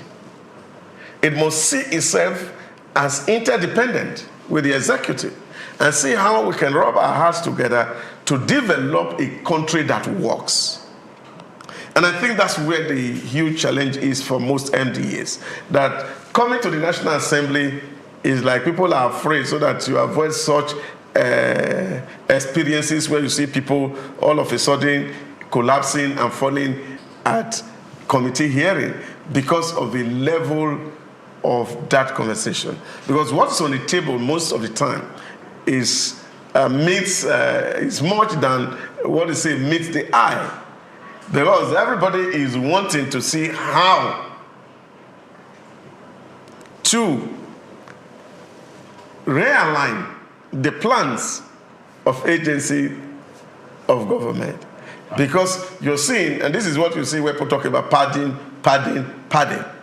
That I say, for example, I need to invest in technology this year so that our operations can become digital. And then you said to the member of National Assembly and said, well, we want to start to digitize our process, and this is going to cost us like $10 billion to digitize. And then the member of committee said, well, I don't think that is what is important. My people need a feeder road. So rather than give you 10 billion, I give you 1 billion, and I said, okay, the other 9 billion, factor it into the feeder road that goes to members' constituency project. These are distortions. And I think for national interest, the members of the National Assembly must sit down with the executive to articulate, that's the point I'm making, to say what are the priorities that will enhance our development globally for us. Okay. I mean, by global, I'm saying nationwide. Okay. To say, okay, constituency here, constituency there, what do we need to put in place so that we can be on the road to progress and prosperity? Both National Assembly and the executive must be able to come to an agreement so that the fund that agencies of government are going to be expending to do things that actually will drive growth and now move away from those issues and veer into areas, of course, which will give the members of the National Assembly some political score. All right. And I think that is not good for national development. Okay. And I think that's why a lot of people are talking about national interest, to see that we have to place the interest of the nation far above our political considerations and calculations. I understand. I'm also saying that the implication of the phrase national interest should not be skewed to mean satisfy my constituency so that there is national peace. Period. Okay. First of all, I think we should not go ahead of ourselves by saying maybe when we do this, that, or the other, at the end of the 8 years of the presidency. No, it's not 8 years. He has to, first of all, complete 4 years. Then we will go to the polls. The Nigerians are going to vote. Then whoever comes back, comes back. So we should not go ahead of ourselves to say at the end of 8 years, so it doesn't put off. No. We're not talking about tenure. What I said, I know. No, you said that earlier. The consumption of the road was that it will be completed in 8 years. Conception of the road. Of the coastal road will be completed in 8 years. So what I was referring to is how much money will be voted first year, second year, third year, fourth year, to the 8th year that will make the road to be completed. I'm not talking about tenure, please. All right, great. Now, recently, there's this conversation of a particular agency, Shodex, Science and Technology Complex, somewhere in Abuja, headed by one Mr. the DG, someone's Onyekwehe, something like that. And it was before the House, and they were looking at this budget. And they said for the first year, money reflects. Second year, this amount of money reflects, and it increases that way. What have you done with them? Now we can't see what you have done so far for X number of years. We are going to make sure either we collapse your ministry or we collapse your agency to another ministry, we merge it together, or your ministry completely goes into extinction because you're not doing anything. I think that's a high of the ego and a good way for probity to make sure that we know what we are spending money on, and when we vote money or allocate money for what purpose, we must see it reflect in the national polity and, of course, in the eye of development. The National Assembly has a role to play.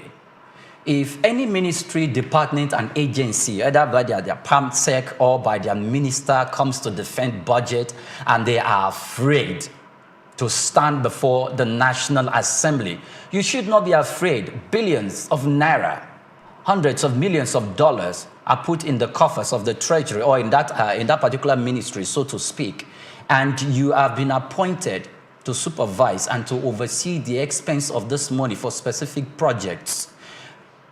So now it's time for you to come give account, because you are now demanding for new budgets, to defend the previous budget and to talk about a new budget, and you are going to collapse. Please do not collapse, because it will be seen as a way of trying to evade questioning from the lawmakers who have been saddled with the responsibility to inquire and to ask questions on how you've spent the money in the past and how you are going to spend the current money that we are allocating to your ministry. And I don't think the National Assembly or the Red Chamber or the Green Chamber has gone above board or has gone beyond the belt when they start asking some questions that will make some PAMSECs or some chief accountant of ministries to faint. The executive arm of government has done its own job, either through the zero budgeting that Doc spoke about, or through the envelope system or method of budgeting that the National Assembly is trying to deal away with, to make sure that they have allocated funds for developmental purposes to support Mr. President's renewal hope agenda for the country. And so it is within the auspices, it is within the office of the Red Chamber or the Green Chamber to ask those questions. And if you're unable to give, to defend how those monies in the previous year were allocated to that administration to spend or to that ministry to spend, if you're unable to give the specific amount for what purpose it was used, if you're unable to do that, I think the Senate or the House of Representatives, by way of advising the executive arm of government, is either going to carry out some level of punitive action against the minister or against the PAMSEC or the chief accountant of that specific ministry, because these are civil servants. Even though some of them who have actually spent this money for the purpose at which it was allocated for were political appointees, so that we have a good direction on where we are going. If not, the budget performance or anything about budget or the blueprint that the executive has in place will become just a facade and to just be a whitewash. Okay, let me the point I'm making, and I think it's good that you get this very clear. What I'm saying, we're talking about the collaboration, the complementarity of the National Assembly and the executive arm of government. They are not governing different nations. So budget defense should not become like a warfare or the struggle for supremacy between the executive and the legislature. That's the point I'm making.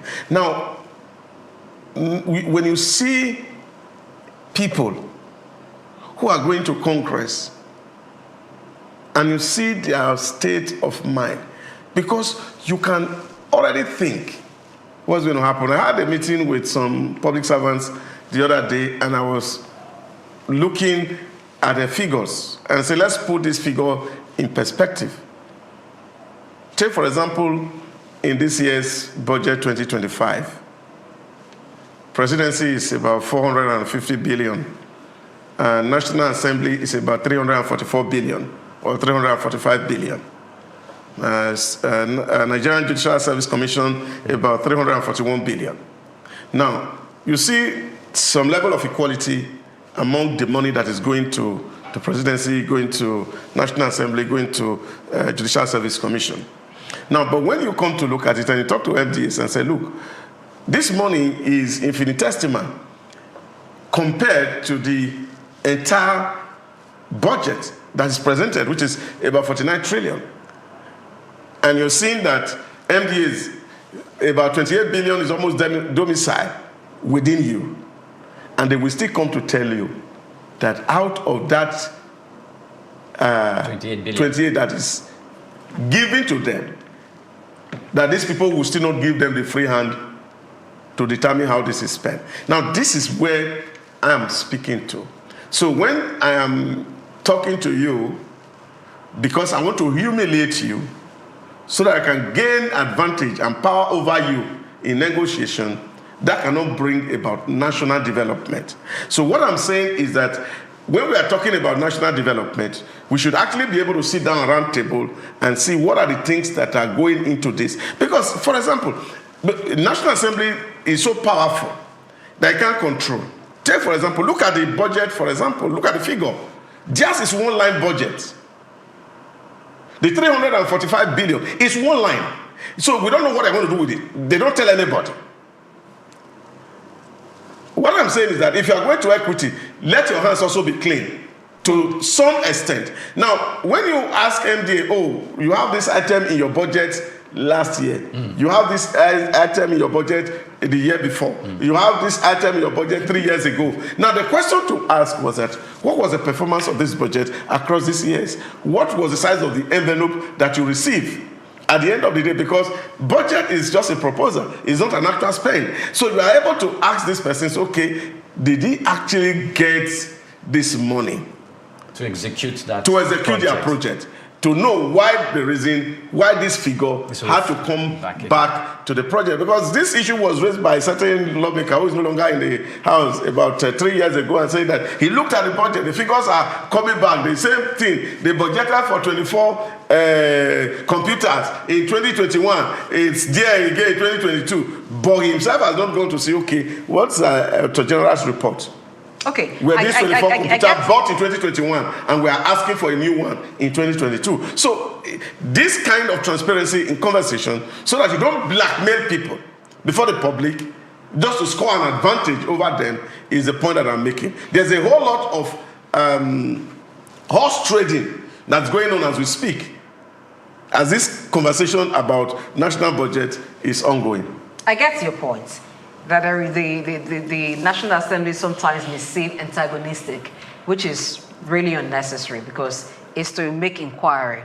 The budget defense is to inquire into the proposed projects and how they will be utilized. Good. But it's not an excuse for any head of any ministry, department, or agency to say because they're antagonistic or I might be embarrassed, I would not show up. I give an example of defense, project defense in schools. There are some panels that you stand before. It's as if they've been waiting all along for you. In the way they direct the questions at you, even when you're responding, someone else is attacking here and there. But you've heard stories of how some students written their project by themselves. I know that some get people to write for them, but some write their project by themselves. But by the time they get into it, they seem confused because of the way the panels of lecturers, professors interrogate them. But it has not stopped any students from going for project defense because it is a required process that you must pass through. Same way, budget defense, that's what I'm coming. The budget defense is a required process for every ministry, whether or not they're antagonistic or not. It doesn't stop us too from appealing to them to be less antagonistic. And there are different ways this can be done. We can say, okay, ministries can choose the option of appearing physically or virtually. So that if you're appearing virtually, the energy in the room, you may not be feeling it that small. We can even give that option. We can even give that option if we say the temperature in the room. That is why I'm saying that you see, there's an aspect of this school analysis you have failed to put. And I would love you to, let me land my point. Before you land, I want you to factor this conversation, that there are also students who told their parents, I'm not going back to school because a certain lecturer said I cannot make it through it. Those are extreme cases. Yes, I want you to factor those extreme cases because it's not all head of agencies and ministries who are not appearing. It's what information or feedback that is getting to these agencies I have not said that all ministries do not. I'm saying it is not an excuse for any head or ministries, department, agencies to say, because they would be hostile to me, or I perceive they would be hostile to my ministry, I would not show up. For the aspect of hostility, we can tackle through giving the option of saying, appear virtually. I understand that, yes, when we watch budget defense, sometimes you discover that it is not the same approach that is applied to every ministry. There are some that come and they just ask them to take a bow after asking 1 or 2 questions. Same way even when we are screening for ministers. It is not the same, but there are some, it's as if, they really gave that person or that minister or that head of the MBA a tough time. All of this can be handled, but notwithstanding, even with the current way it is being done, it is no excuse for any head to say because of this and that, they would not show up. Okay, now the thing is, in 2016, the former governor of Ekiti State, Governor Ayodele Peter Fayoshe, wrote a letter to China when President Muhammadu Buhari was requesting for $2 billion per loan to facilitate the Nigerian budget. And he wrote a letter, being in the opposition, I remember his administration was one in the turn of the flesh that, I won't say in the turn of the flesh, that played the role of an opposition in government while he was there in Ekiti State. He wrote a letter to China, and that Nigerian people, by way of looking at the budget, we did not see the $2 billion that Mr. President is requesting by way of loan from China. We did not see it reflect in the budget of the Federal Republic of Nigeria. And on this occasion, please don't give him the $2 billion. He wrote that letter. Now, I would expect, the president did not, of course, he didn't even turn an eye to him, just went to China and all of that and did it. And of course, we got the $2 billion. But I like the face and the tone of Fayose, not because I didn't see him from the prism of trying to hinder the Buhari's administration from carrying out his budget responsibilities or facilitating the projects that he has in his budget. No, I see it from the standpoint of an opposition who is demanding for good governance, demanding for transparency, and demanding for equity. Because he knows that those projects, some of those projects captured in the budget will come to Ekiti State. And he would like to make sure that he sees those things, being treated. But if some projects are not captured within the line of the budget, then why do we have Mr. President giving that as part of the reason why we should collect budget? Now, come to this administration. I don't see that coming from any state governor, probably because since the removal of fuel subsidy, they've been getting more money for that effect. But now, once we put eagle eye on the federal government, even though that's the budget we're discussing now, we should also put an eagle eye on the state governors, who now having lots of money in the state treasury and budgets lined up. For Lagos, it is 3.3 trillion naira. For Rivers State, it's like 1.03 trillion naira. And so for other states, they're having billions, 900 million, and all of that, almost a trillion naira. The members of the State House of Assembly, before whom the governor stands to present the budget, should not say, oh, we all belong to the same political party, so just come, bring the document, we'll sign, and you go. If the members of the same political party are going to toe that line, then opposition political heads should be able to do that. And those in the constituency level, in local government, well, they have been intimidated by the state governors, so I won't say they won't have that temerity to want to look at the state governors in their face. But private individuals, political opposition should stand up to it and make sure that the budget is being scrutinized level by level, project by project, and to follow up with probity, with oversight functions of trying to make sure that, oh, this is in the budget, but we can't see it on ground now, and this is 2 years, this is 3 years gone, the year is already gone, we did not see this, why didn't we have it? And call the member of the House, call the member representing that constituency, either in the State House of Assembly or in the Federal House of Assembly, and say, look, this is what we have in the 2025 budget, but this is December, or this is October. Nothing is on ground. What happened? Did we not get any allocation for this purpose? Yeah, if we do things like that, I think it's the same point we are making. The same point we are making. That budget should not become a witch hunting exercise. Sure. Budget should be done for national interests, development interests. You see, I listened to the chairman of the Presidential Tax Reform Committee spoke at the Manufacturing Association's event when he used the parable of where we were, what was, what is, and where we are going, and the 5 words that he used in that conversation. And the first word was where we were. And he gave and painted the picture of where we were at that particular point in time. You just talk about the Chinese borrowing. But you know that there's no president who can borrow without the approval of the National Assembly. Should it be the state government talking about the real reason for borrowing?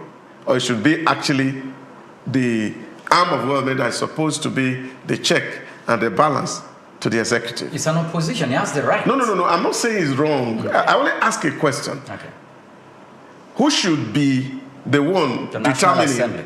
that should we go here or not go there? Is this not the arm of government that is supposed to be serving as check and balance to the executive? But several times, we see some of all these things pass. It's not as if those agencies that are appearing and they are passing, that everything about them is correct. That is the point that I am making. Okay. That defense of budget should not become transactional. Okay. That if you say you are not going to give me what I am, I will ensure that I don't get what you want. So when you come before the house, we agree here. So it should not be the flaunting of power, as it were. Because if you sit down and the head of agencies were to actually sit down to tell the world what they face going through these people, you sitting down here, you will want to take arm and go to that place and see how to chase everybody out. But what we're saying is that for the sake of national development, where we are today, looking at the level of poverty, infrastructural decay, and I think people must be much more nationalistic in handling the budget issue. Whether it's from the MDAs or the National Assembly that is scrutinizing, everybody must have the interest of national development at heart. And then we look at what works. How can the nation transition from where we are to where we want to be? The tax reform bill is before the National Assembly. The revenue collection bill is before the National Assembly. One will be asking that people are acting on those documents as we speak, so that we can see how to block the leakages that comes into revenue collection, so that Nigeria can actually see restoration. That the renewed hope that is promised by the current regime is seen by Nigeria. That's the point I'm making. And so everybody must be on deck to put the nation first, not their parochial interest, in the name of witch hunting other people, because, like I said, don't forget, that realist definition of power by Mogetu is that when two people are in a relationship, you see one who is so powerful that can control the mind and the act of another, such that that person just follow and doesn't have option because he's so powerful to achieve some certain level of result. So while the consideration of this budget is going on, I, for one, will appeal for national interest to override personal, ethnic, sectional interest, so that at the end of the day, Nigeria can actually become the ecosystem where people who have portfolio investment, foreign direct investment, want to bring their money and see that things are working. Maybe the way to handle that could just be us having some international observers in the house when budget defense is done, to ensure that nobody overexerts their power and that would be infringing on our sovereignty as a nation. No. I'm talking about independent observers, not international observers. Okay. The independent observers could be CSOs. Yeah, they are there. So they should be able to check the process to ensure that nobody is. But they should all be. We should feel their own, get their own feedback. So yeah, but at committee levels, you cannot. They cannot allow you in. No, because the room cannot accommodate anybody, because it's between committee members and the agency. I think we need to look at that again, so that nobody is intimidated. While we'll also not make it a reason or give it as a leeway for some persons to use that as an excuse to evade interrogation of what is going to happen in their MDA. All right, let's look at what's been allocated to some ministries. If we look at the allocation, for some ministries, they got an increase. So for Ministry of Defense, they got an increase. Ministry of Finance got an increase. And some other ministries likewise. Some have crossed the billion mark and moved up to a trillion in what is being allocated to them. So the Ministry of Budget and Economic Planning got an increase of 2.33 trillion naira, or 52.35% to 6.78 trillion naira in 2025 budget. Ministry of Defense, with an appropriation of 2.92 trillion naira, got an increase of 1.34 trillion naira, or 84.81%. If we look at what's been allocated to some of the ministries, I know that each of you have something to respond to. It will make sense really to even look at each ministry's budget, because we can't do justice to look at where the increments are coming from and what are the line items and things that each ministry is supposed to be doing. And I think we can't put all these issues on the front burner. And I think there's a need for us to actually revisit MDAs by MDA and look at what the appropriation look like. Generally, looking at the framework of the budget, as it were, the numbers is fine. But delving into details, so that we don't lose out on some myths, really, is something that we can continue to talk about until the budget is passed, so that we can actually take ministry by ministry and do some comparative analysis and see what happened in terms of performance and where we are going toward. Yeah, while we may need to revisit the issue, there are some myths that we can bring to the table today, which is the total allocation or what is budgeted for each ministry. So if the Ministry of Budget and Economic Planning is going to receive 6.78 trillion naira, and the Ministry of Defense is going to get an appropriation of 2.92 trillion naira, we could do some comparison. You cannot compare, because you will need to find out what makes up the 6 trillion. Because I can tell you for sure, some statutory transfer and allocations are all in that budget. So it may not be a very good way of comparing figures. So except that you have to take ministry by ministry to see what's going into defense and what is it for, what is going into non-education. Now, Ministry of National Planning, and what is it meant for? Now, you can imagine that that's going to finance. Now, if you look at it, all the money that is going to be channeled out to third parties will go through that ministry, and they actually may not be the actual spend for the ministry. That's what I'm saying, it could be difficult, yeah. Be that as may, looking at other ministries, Niger Delta Ministry got 2.23 trillion naira, Education got 2.52 trillion naira, Health got 1.91 trillion naira, and it moves on like that. But before we get the full size of the animal that was slaughtered here to know the different parts that were shared to the ministries, we can also look at what has been given to some ministries and the increases on the surface level. Priye. Well, looking at the, I can't really tell which ministry at the moment got what and how compared to how much they got the previous year. But first of all, I would like to make some form of reference to the Ministry of Niger Delta Development Commission and the Ministry of Niger Delta you talked about. Since the administration of former President Olusegun Obasanjo, we thought it wise to create that ministry. Budget allocation year in, year out has been going to that ministry, and for the purpose of developing the Niger Delta states. And from then till as we speak, for political reasons and for the reasons of insecurity, banditry, and terrorism that ransacked the northern part of the country, the northwest, equally came up and said, "Hey, I think we also deserve this. We should get the Ministry of Northwest and Ministry of Development." The Southwest came up and said, "Oh, we also need one," and here we are. They've got. So I expect the Ministry of Niger Delta to have gone far ahead when it comes to development.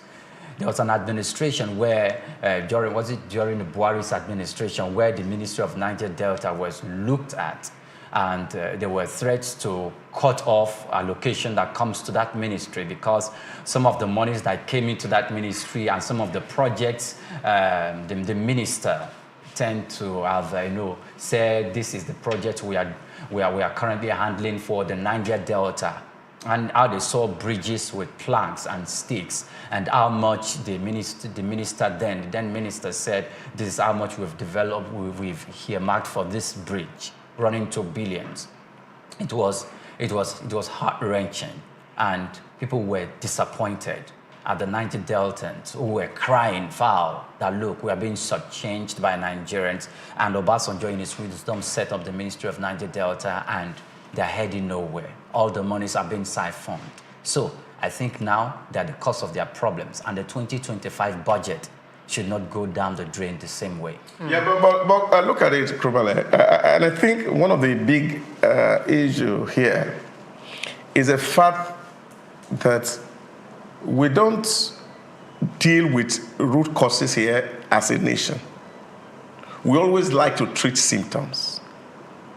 And that's why things have been this bad for us. For God's sake, what's the meaning of the Ministry of Niger Delta? What's the meaning of NDDC? What's the meaning of Northwest Development Commission? What's the meaning of Southwest Development Commission? Except that we just deliberately treat symptoms. Is that not the without is that not the other roots? definition of national interest? See, look at it, for example. What is missing? There are no roads in Niger Delta, isn't that? Yeah.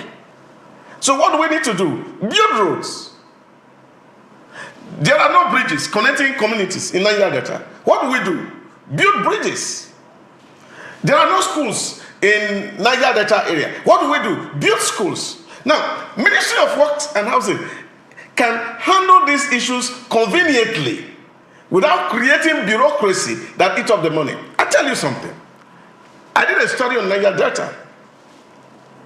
In 2006, when, of course, this happened, what did you get? 80% of the budget that year was spent on capital projects, 20% on overhead. 5 years down the line, 80% of that budget is spent on overhead, only 20% gets to capital projects. So, which means that you just create those agencies to settle political boys and not really meaning to deal with the issues in the area. And that is why I'm saying that for us to be able to talk about having a budget that does well, we must sit down on the table first and foremost. The regime that is serious about handling the issues of Nigeria and say, what are the issues? What are the issues, for example, in the Northwest? What are the issues in the Northeast? What are the issues in the North Central that we need to deal with? What are the infrastructure challenges in these places? Now, how are we going to allocate money so that the ministries that are already created are there with their hands on the deck and solving this problem? And then, of course, these communities are empowered to monitor this project to see that the quality is delivered.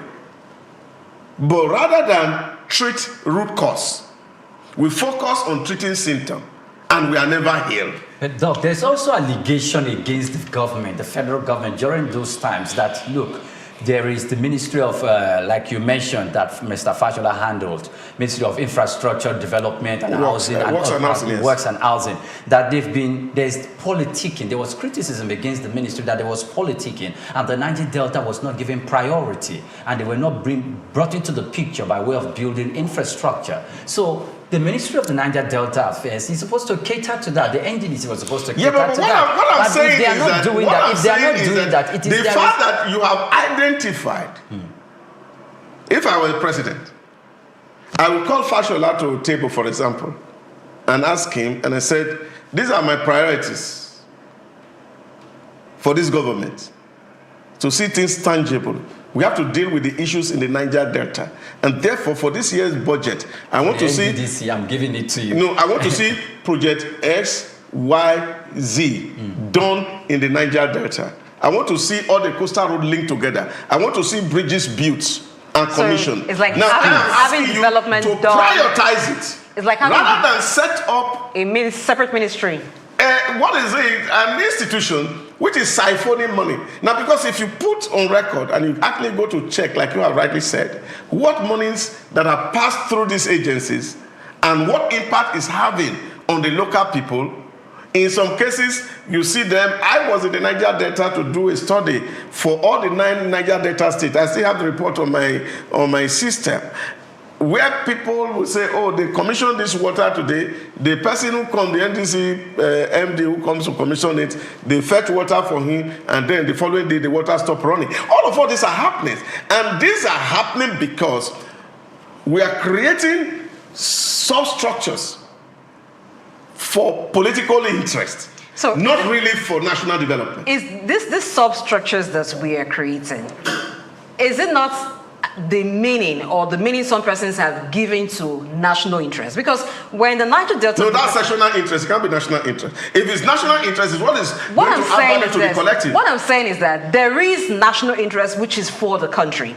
But some persons hide under sectional interest to call for, in quotes, national interest. Because if you look at how the Niger Delta Development Commission was formed, it just took a number of years before we have that replicated in other regions given different needs. Yes. Because other sections of the country felt we need to have our own share of the national cake. And so for some appeasing to be done in order for national peace, it was created. If we agree that we need to determine what national interest represents and not means what you give to Paul, give to Peter, whether Peter actually needs what Paul is giving, then we are not going anywhere. But that's the point I'm making. That these are treating symptoms. They are not addressing the root causes. What's the root cause? Take, for example, Northeast Development Commission. That there was a civil war fought over 30 years ago. And there was some devastation done to the Southeast. That in 1967, we entered into a war. By 1970, the war ended. And Gowon declared, as the president of Nigeria then, or the head of state, that there was no victor, there was no vanquish. And plans were supposed to be put in place to ensure the development of the Southeast so that they can recover from the effect of the civil war. Is that not what we want to do? Now, what I'm saying is, as a president of Nigeria, I don't need a commission to do that. All I just need to do is to factor those interests into the already existing structure, so that we are not, look at it, take for example, we're having a budget of 49.7 trillion, where, for example, you're going to take 16 trillion for debt service and sinking fund, now 14 billion for overhead, and 14 billion for capital project. Now we can reduce the size of government, really, so that we can actually apply the fund to solve the real problem that are on the ground. Okay. So we are not... It's solving the problem that is Take, for example, what is the Ministry of Niger Delta doing with the headquarters in Abuja? Okay. Now you've hit the nail on the head. Now, look at this. In Buhari's administration, the Ogoni people in Rivers State, fought that administration that, look, you must clean our environment.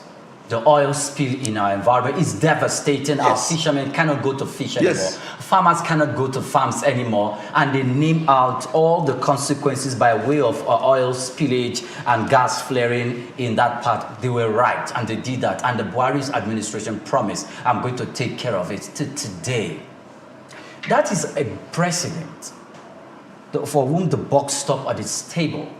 So let's assume, like you rightly said, he factored that into his priority and he had given that out to someone to take care of. And the person didn't do that because at the moment we don't think the Ogoni land or the oil spill in the Niger Delta has been cleaned off. No. The Niger Delta, and people will raise an eyebrow and say, oh, don't mind him, he's a northerner. That's why he didn't give priority to us in the Niger Delta, even though we are laying laying the egg that is feeding the whole nation. Okay, now you have the NDDC, or the Minister of Niger Delta Affairs. These are your people. For close to 20 years. These are your How people. has this solved the problem of the Niger Delta? That's the question. So if we're looking at not creating we will. That's what I'm talking about. Treating what you call root causes rather than deal with symptoms. Now, if a regime is serious, in Nigeria we have these multiplications. Yeah, but we can create agencies. So in creating agencies and creating some other ministries to take care of, or agencies to take care of something that a particular ministry is supposed to handle, I don't think we should be talking alone about the Niger Delta Development Commission. TED Fund. Why not give all of that money to the Ministry of Education? Why are we creating some duplicates of certain ministries and agencies to handle what one ministry can handle? So it should not be alone about Niger Delta. This is something that I think if we won't go round, we will find... We just use it as a reference. And there are so many. I understand. There are so many that we can begin to look at it, that what is the real problem we have as a country is the fact that what Claude Ake, God bless his soul, has said years back in all of his writing, that we have never put development on the front burners nation, what has always been on the front burner is politics. I said it last week Friday. Statesmen are the ones who think about the next generation. Politicians think about the next election. All of this creation of ministries, agency, duplication, third front, call it by whatever name, are just to settle political jobbers so that we can win the next election. But I don't think that they are things that are designed really for national transformation. And if we are serious about national transformation, we should empower all these ministries that already exist and give them mandate to deliver. And who cannot deliver, we show them the way out and get people who are competent enough to drive the process and ensure that development we need to bring in post and perspective at this point in time. The thing is, I understand clearly about the NDDC example. I just added tech fund. So if we look at it, that means we may just be saving government a lot that goes into recurring expenditure. So maybe capital expenditure can get a lot. We cannot exhaust every part of the 2025 budget in just one show. So it's a continuum. We'll continue looking at it until the ministries department get their money, and even the ministries that have not defended go to the National Assembly to defend, because the lawmakers have said if you don't show up, then it means that you don't need the money. But first, let's get to hear your thoughts through post and perspective. Evelyn Oyole will do justice to that. Stay with us on the front side.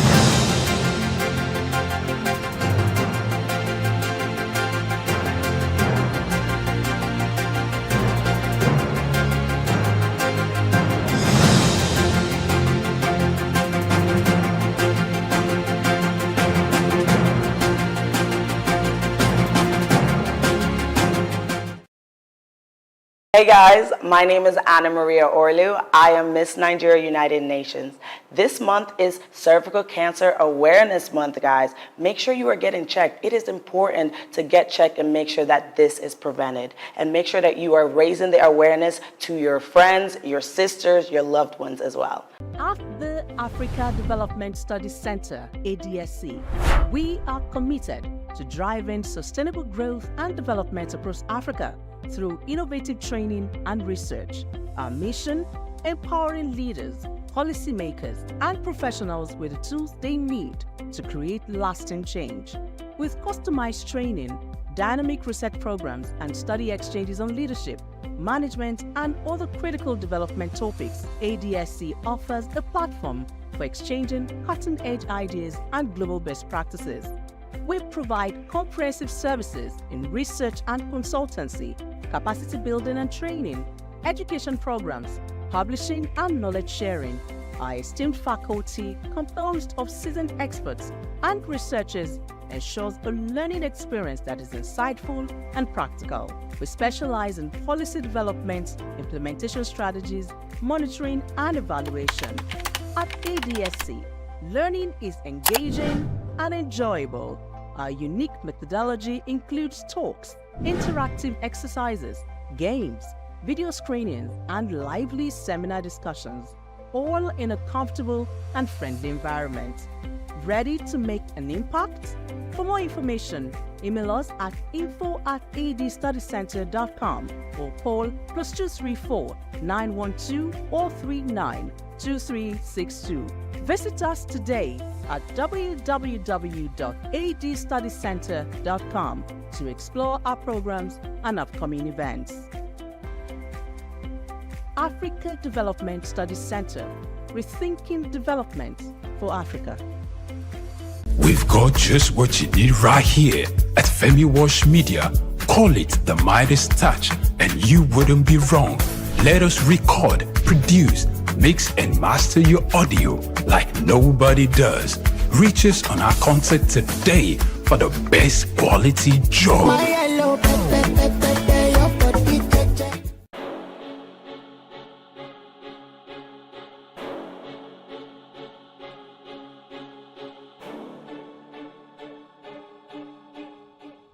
Elon Musk is a visionary entrepreneur leading innovative ventures in technology, space exploration, electric vehicles, and renewable energy. Musk was born on June 28, 1971 to a South African engineer and his mother, a Canadian model and nutritionist in Pretoria, South Africa. talents for computers and entrepreneurship emerged early, and at age 12, he created and sold a video game.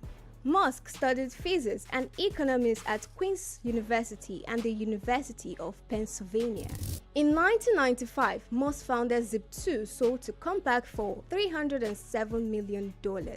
He also co-founded X.com, which became PayPal, acquired by eBay for $1.5 million in 2002. Driven by a vision for humanity's multiplanetary future, Musk founded SpaceX in 2002, developing affordable rockets to support International Space Station mission and NASA's Artemis program. He became a major investor in Tesla 2004, launching electric vehicles like Roadster, Model X, and Model 3. Tesla unveiled the Cybertruck, beginning deliveries in 2023. Musk acquired X, formerly known as Twitter, in 2022, aiming to enhance future and transparency. Musk has at least 12 children from multiple relationships, including Justin Wilson, Tallulah Riley, Grimes, and Siobhan Zilis. Through SpaceX, Tesla, and other ventures, Musk shapes technology and innovation globally, and his influence extends beyond business into politics and culture.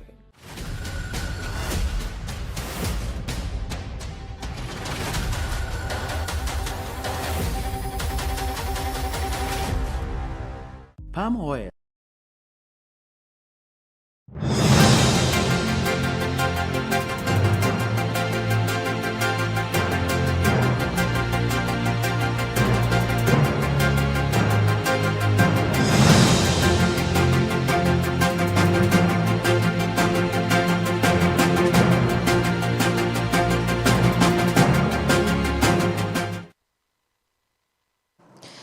Welcome again, people. It's Posts and Perspectives right here on Souq News Television, and this is where we feel the pulse of your own polls on social media as relating to the topics that have been discussed on the front burners this morning. And of course, good morning again to you guys. How are you doing today? Hello, Evelyn. We're good. All right.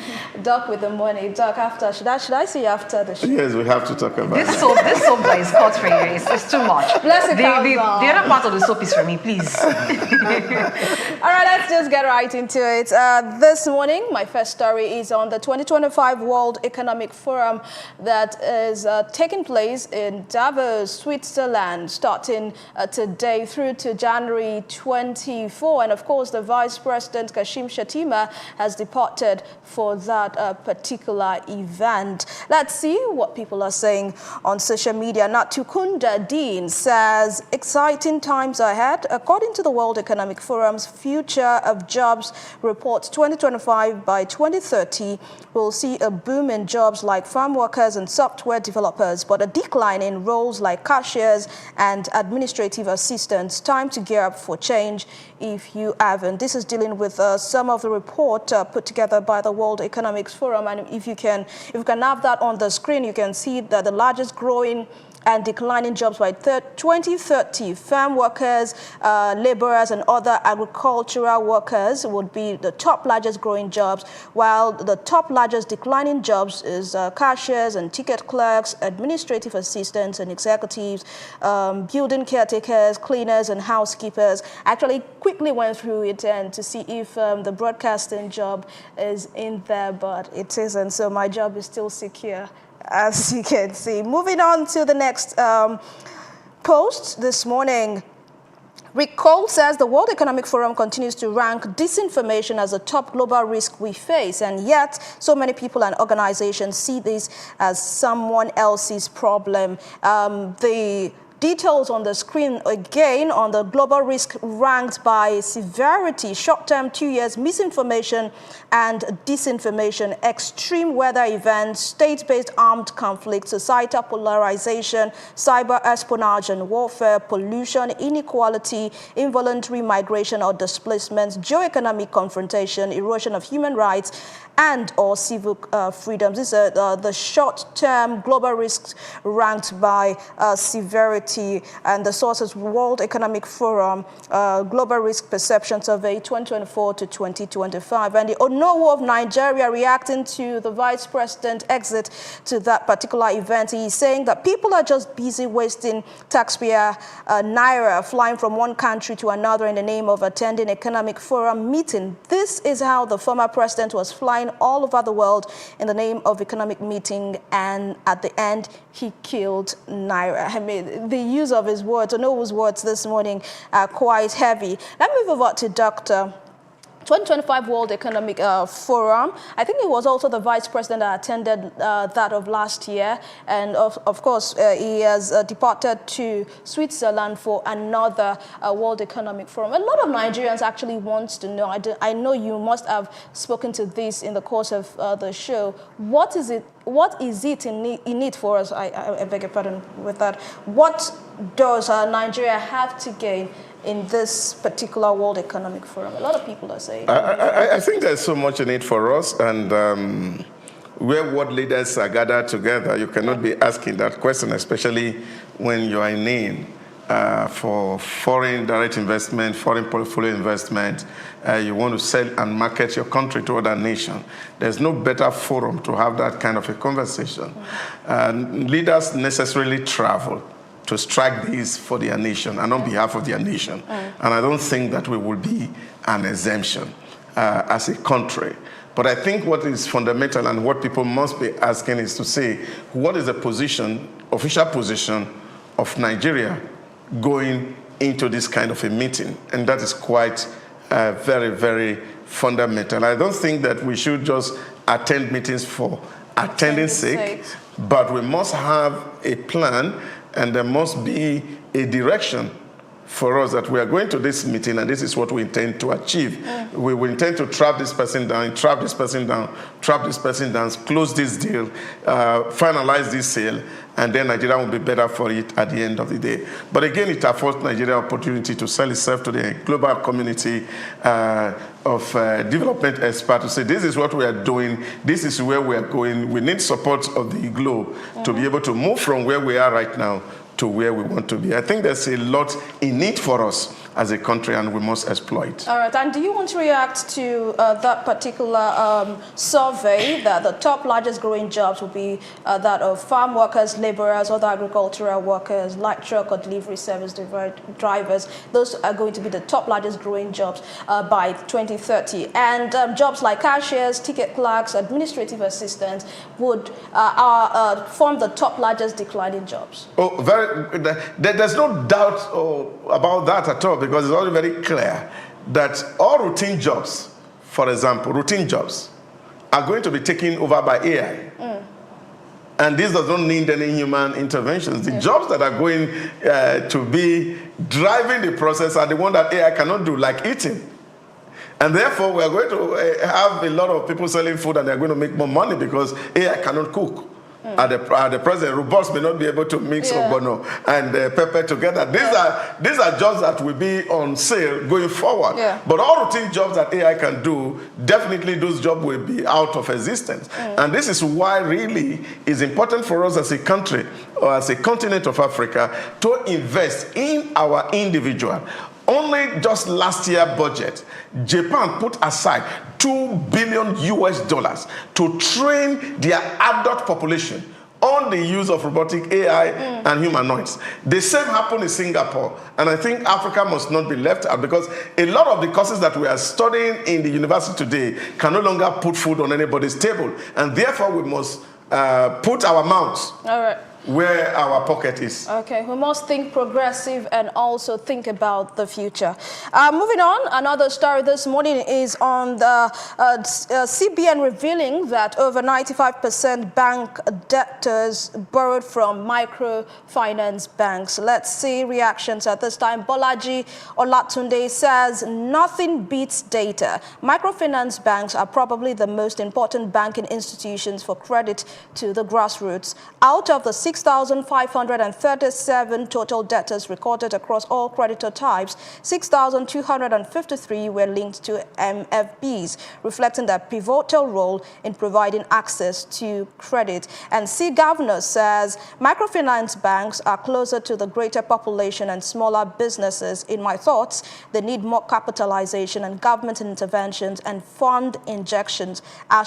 #front burners. Blessing, what do you think? Yes, in addition to what the governor and the other respondents have said, I think that they also need to review their loan policies, what should be the criteria before you loan people, because the level of default is also very high. So even if the government injects funds and we do not pay attention to what qualifies a person for loan and how the loans can be recovered, then it may just be more money going into the drain. So that policy needs to be reviewed. It needs to introduce the demand for collateral. Maybe at this point it becomes necessary, or there should be a more strict use of the BVN, that if you have collected loan from a microfinance institution and you have an account with a commercial bank, if you default, then that money, once they flag it up, you should be able to recover through what you have in other banks. All right, thank you. But do you think it's a Nigeria thing? Because, you know, there's this thing with Nigerians.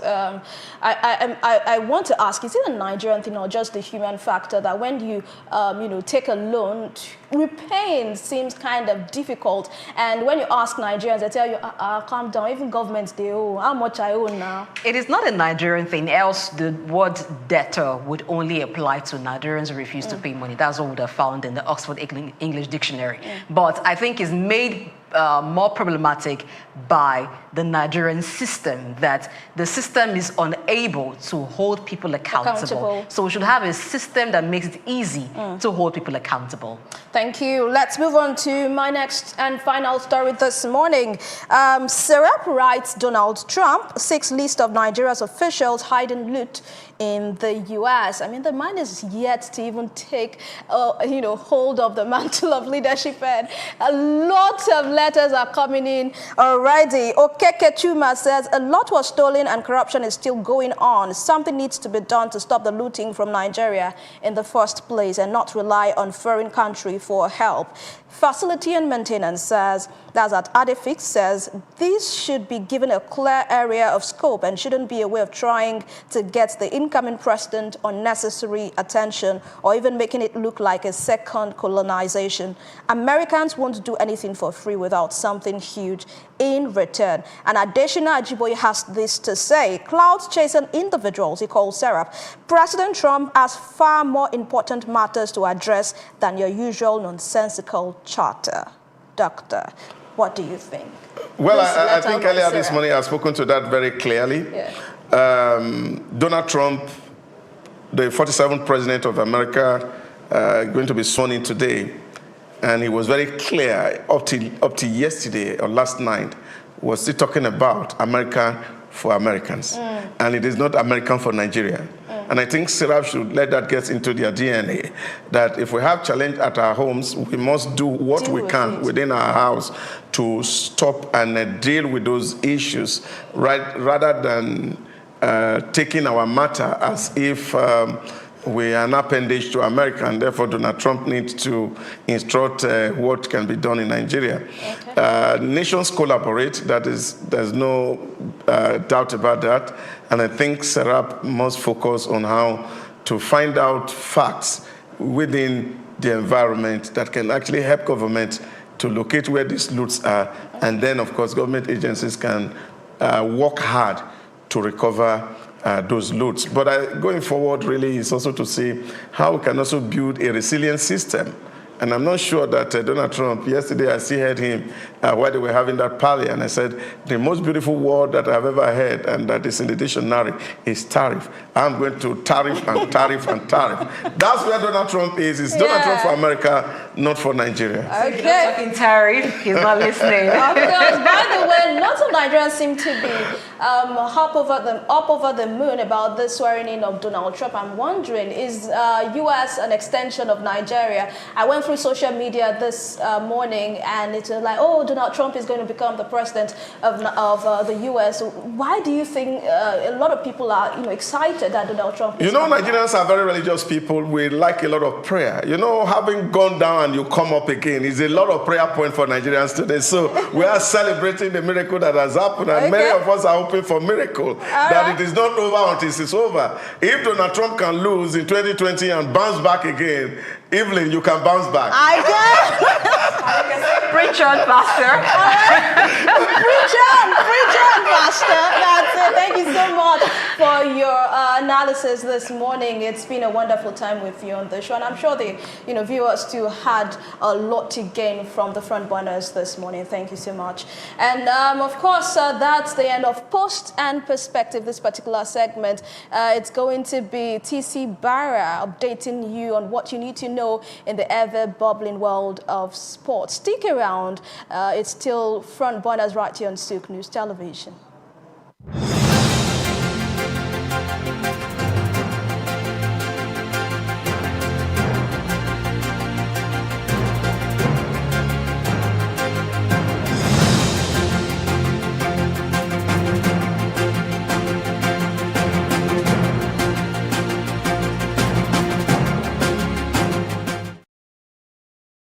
Hey guys, my name is Anna Maria Orlu. I am Miss Nigeria United Nations.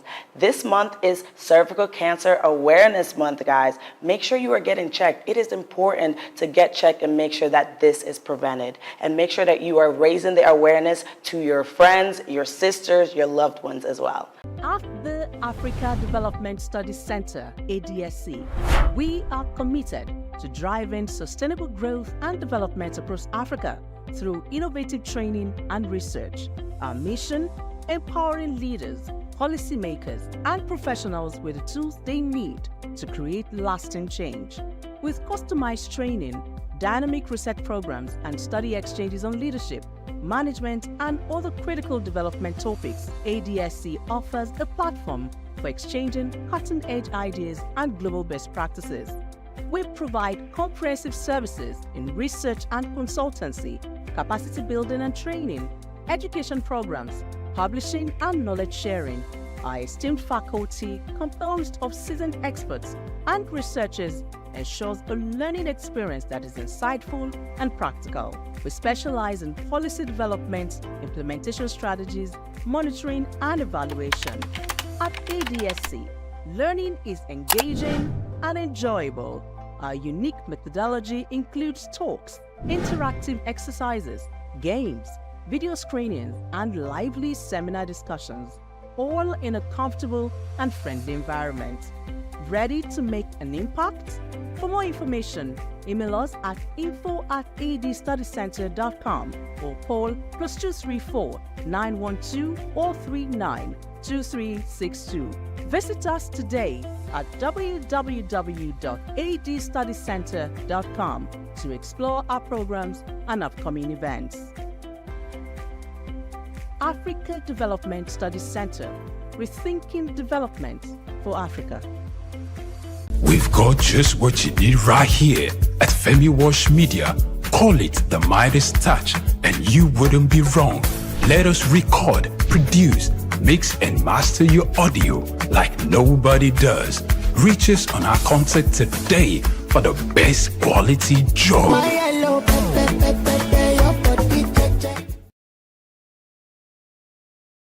Palm oil has long been a vital component of Nigeria's agricultural heritage, with roots tracing back to pre-colonial times. Originally serving local needs, its importance has grown exponentially, propelling Nigeria into a prominent global producer. Spread across regions like Edo, Delta, Cross River, and Ondo states, the country boasts extensive plantations and advanced processing capabilities. It takes about 4 years for oil palms to produce fruit suitable for harvest. Each tree will then continue to produce fruit for up to 30 years, at which point they will have grown to around 40 feet tall. According to reports, Nigeria's palm oil production increased to 1.4 million metric tons in 2023, witnessing steady growth since 2009, with a peak surge in 2010. Despite a surge in domestic consumption, reaching 1.8 million metric tons in the 2021-2022 crop year, Nigeria still imports 350,000 metric tons, primarily from China and Malaysia. Similarly, some of the challenges plaguing the sector include declined production, outdated equipment, and insufficient financing, resulting in a notable production deficit. To address these challenges, government intervention is imperative, necessitating increased funding, favorable policies, and enhanced environmental protection measures. Furthermore, Nigeria and other African countries must move away from the local way of producing palm oil to a more mechanized method for effective and efficient production. Additionally, fostering collaborations among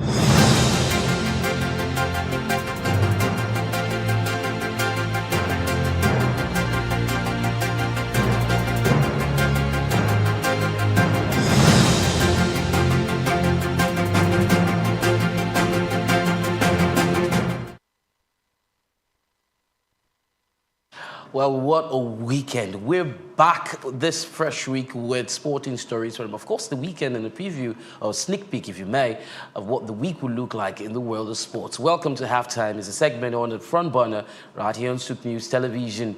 The Nigerian Professional Football League, sometimes called the Premier Football League, has agreed, come together. Well, the development is a proposed match ball for the second stanza of the 2024-2025 season.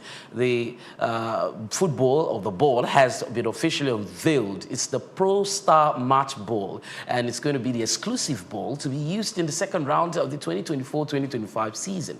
The league had relied on imported match balls before that for its games, and this partnership with the domestic brand, yes, emphasis on the fact that it is a domestic brand, signifies somewhat of a shift towards promoting local products while ensuring the quality of play meets international standards. So the Pro Star Match Ball is designed, and it actually meets the FIFA's regulated international match standards, ensuring it's suitable for high-level competitions, and it's constructed from diamond patterned soft touch thermal bonded PU leather, which enhances player control. Additionally, the ball features a microshell coated butyl bladder, which contributes to its durability and performance, and it consists of 32 aerodynamic panels that facilitate superior precision for better ball flight and movement on the pitch. Yeah, so the ball weighs between 400 and 430 grams and has a bounce range of 1.1 to 1.4 meters, making it suitable for competition. So we're saying kudos to the NPFL, who have, decided to go the way of local content. But the thing now is, the NNL has started using this match ball prior to this time, and it feels very sad that the NPFL, are just trying to catch up. Well, talking about the NNL, Abdullahi Umar of Kebbi United has made history, scoring the first hat-trick of the 2024-2025 Nigerian National League season. And he achieved this great feat in a 4-1 win of Kada Warriors at the FIFA Goal Project Stadium in Brinin, Kebbi. 2 goals in both halves from Romanus Chinonso in another game, and another goal from Emeka Onyike gave Anambra Club, the Solution FC, maximum points at the Awka City Stadium. It was one of the match day 6 fixtures of the ongoing league. Solution FC will go on to face Abakaliki FC in one of the match day 7 fixtures come Saturday. But then on your screen, you see some of the score lines of the games that were played over the weekend. Smart City, triumphing 2-0. Abia Comment settling for a barren draw. Adele losing to Warri Wolves by 1-2 at home. And in Conference B, we saw First Bank FC lose to Gateway. Osun United winners over ABS. Rovers beating Madiba by the same number of goals, which is 1 goal. And of course, Sporting Lagos at the Onikon Stadium playing out a barren draw with Abakaliki FC. I'm sure that would hurt so bad. From there, we'll come back and tell you we can continue taking a look at the NNL during Inside Sports. That's 4 p.m. Nigerian time later today. But the federal government has earmarked 5.3 billion naira on the revival of Super Eagles World Cup hopes. Now, the National Sports Commission proposed that sum to the federal government to give the presidential support group, in order to revive the hope of Nigeria picking the 2026 FIFA World Cup ticket. And this is contained in the National Sports Commission 2025 budget proposal made available to newsmen. The proposed presidential support group will be set up in a bid to forestall the possibility of missing out of the World Cup for the 2nd consecutive time. And President Tinubu approved the establishment of that group whose budget is captured in the 2025 budget. And of course, you can't overestimate or exaggerate how much, sports has, gulped money and what can be gained in terms of financing from, sponsoring sports and football competition. And in the same vein, the Rivers State government are investing in sports development, trying to map out cash and make plans to give several stadium and sports facilities in Rivers State a facelift. The Rivers State Commissioner, Barrister Christopher Green, has identified the Adokia Mesameka Stadium, the Yakubu Gowon Stadium, and the Alfred Dieter Space Sports Complex, which is the civic center, amongst some of the edifices which have been put up, for that facelifting exercise. From football to cricket, Nigeria's under-19 women's cricket team just defeated New Zealand by 2 runs. That's a news breaking, and we're bringing it to you fresh right here on Halftime. Captain Pieti Lucky hit Nigeria's first 6 in their 2nd World Cup game in Malaysia. Captain Pieti has led the Yellow Greens, to victory in this first outing. And of course, the competition continues in Malaysia. Rest assured that right here, we'll continue to bring you up to speed with the progress the girls are making. Mind you, under 19 girls are making, representing Nigeria in that tournament. We'll cross the oceans now and bring you a bit of the English Premier League, where Manchester United coach Amorim Ruben has described his team as maybe the worst team in a 147-year history of the club. United 3-1 defeat by Brighton was the 4th loss in their past 5 home Premier League games, and they have collected 11 points in 11 games. That's an average of 1 point per game since Amorim replaced Erik ten Hag in November. Well, he's clutching onto his beards now. He's got a lot of work on his hands. United are 13th on the table, 10 points clear of the relegation zone, but not very safe, if I might add. But 7 points behind 10th place Fulham, and that is not very good for the Red Devils. Well, would we say deliver us from temptation? Well, Crystal Palace have officially announced the signing of highly rated teenage winger Romain Esse from Millwall on a long-term contract, and that's going to go as much as 5.5 years. The deal is reported to be valued at £12 million, with the potential for the total fees to move up to £14.5 million through various performance-based add-ons. Manchester United are optimistic about finalizing a transfer deal for 26-year-old Sporting CP and Swedish national striker Victor Gyökeres. The potential transfer is coming amidst competing interest from Arsenal, who will also vie for the forward's signature, as reported by various news outlets. But news coming in from Turkey is that Ole Gunnar Solskjaer, former Manchester United coach, has been appointed as the new head coach of Besiktas. Yes, that's marking an exciting new chapter in his career. Ole signed an 18-month contract with an option to extend through the 2026-2027 season, and his appointment follows his departure from management after his tenure at Manchester United ended in 2021. Now, Besiktas are a club with a very rich history, 16-time champions of the Turkish Super League, currently positioned 16th in the league table. They've been seeking a permanent head coach since Giovanni Van Bronckhorst's departure, as he left sometime in November.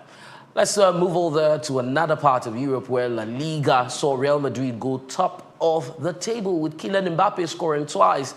and they came from behind to beat La Palmas. Fabio Silva's close-range effort did give the visitors a surprise lead, but then Kylian leveled from the penalty spot after Sandro Ramirez fouled Rodrigo. The result means Real are top of the table, 2 points clear of Atletico Madrid, who lost against Leganes on Saturday. They had 3 goals ruled out for offside, including what could have been a hat-trick for Mbappe, while England midfielder Jude Bellingham did miss a host of other chances. Very quickly, tennis, the Australian Open is still ongoing, but then Naomi Osaka has retired from the competition.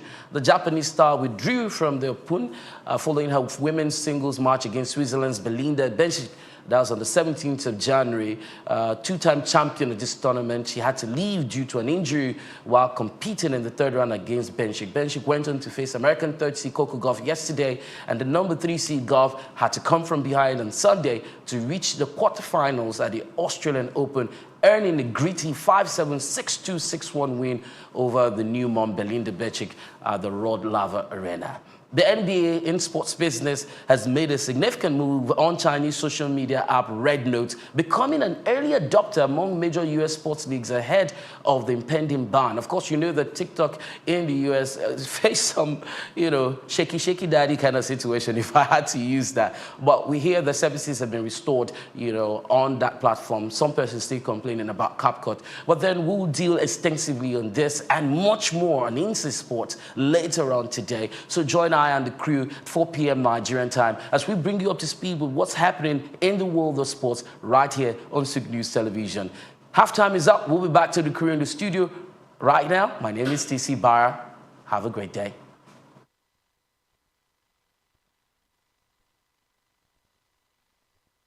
Great one, TC Barra, bringing us up to speed in sports as usual.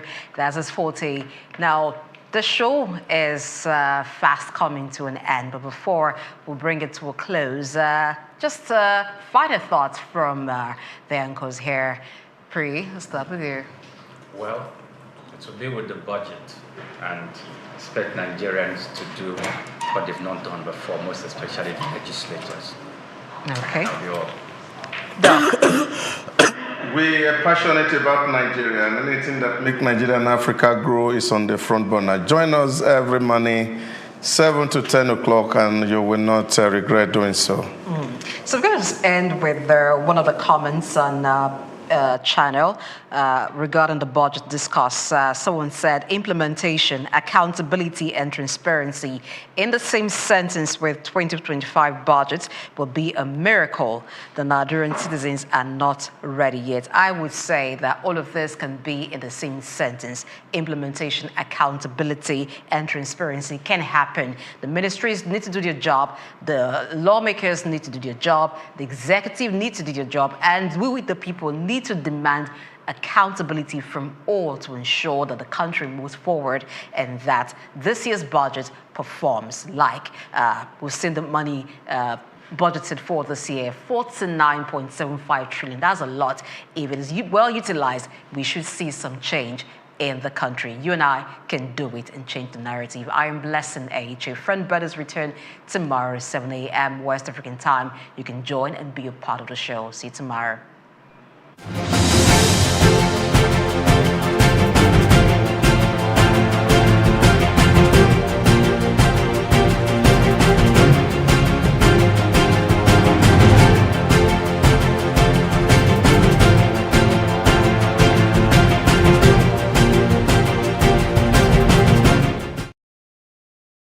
Development Studies Center, ADSC. We are committed to driving sustainable growth and development across Africa through innovative training and research.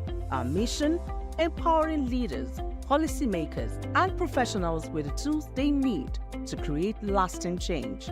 With customized training, dynamic research programs, and study exchanges on leadership, management, and other critical development topics, ADSC offers a platform for exchanging cutting-edge ideas and global best practices. We provide comprehensive services in research and consultancy, capacity building and training, education programs, publishing and knowledge sharing. Our esteemed faculty, composed of seasoned experts, and researchers ensures a learning experience that is insightful and practical.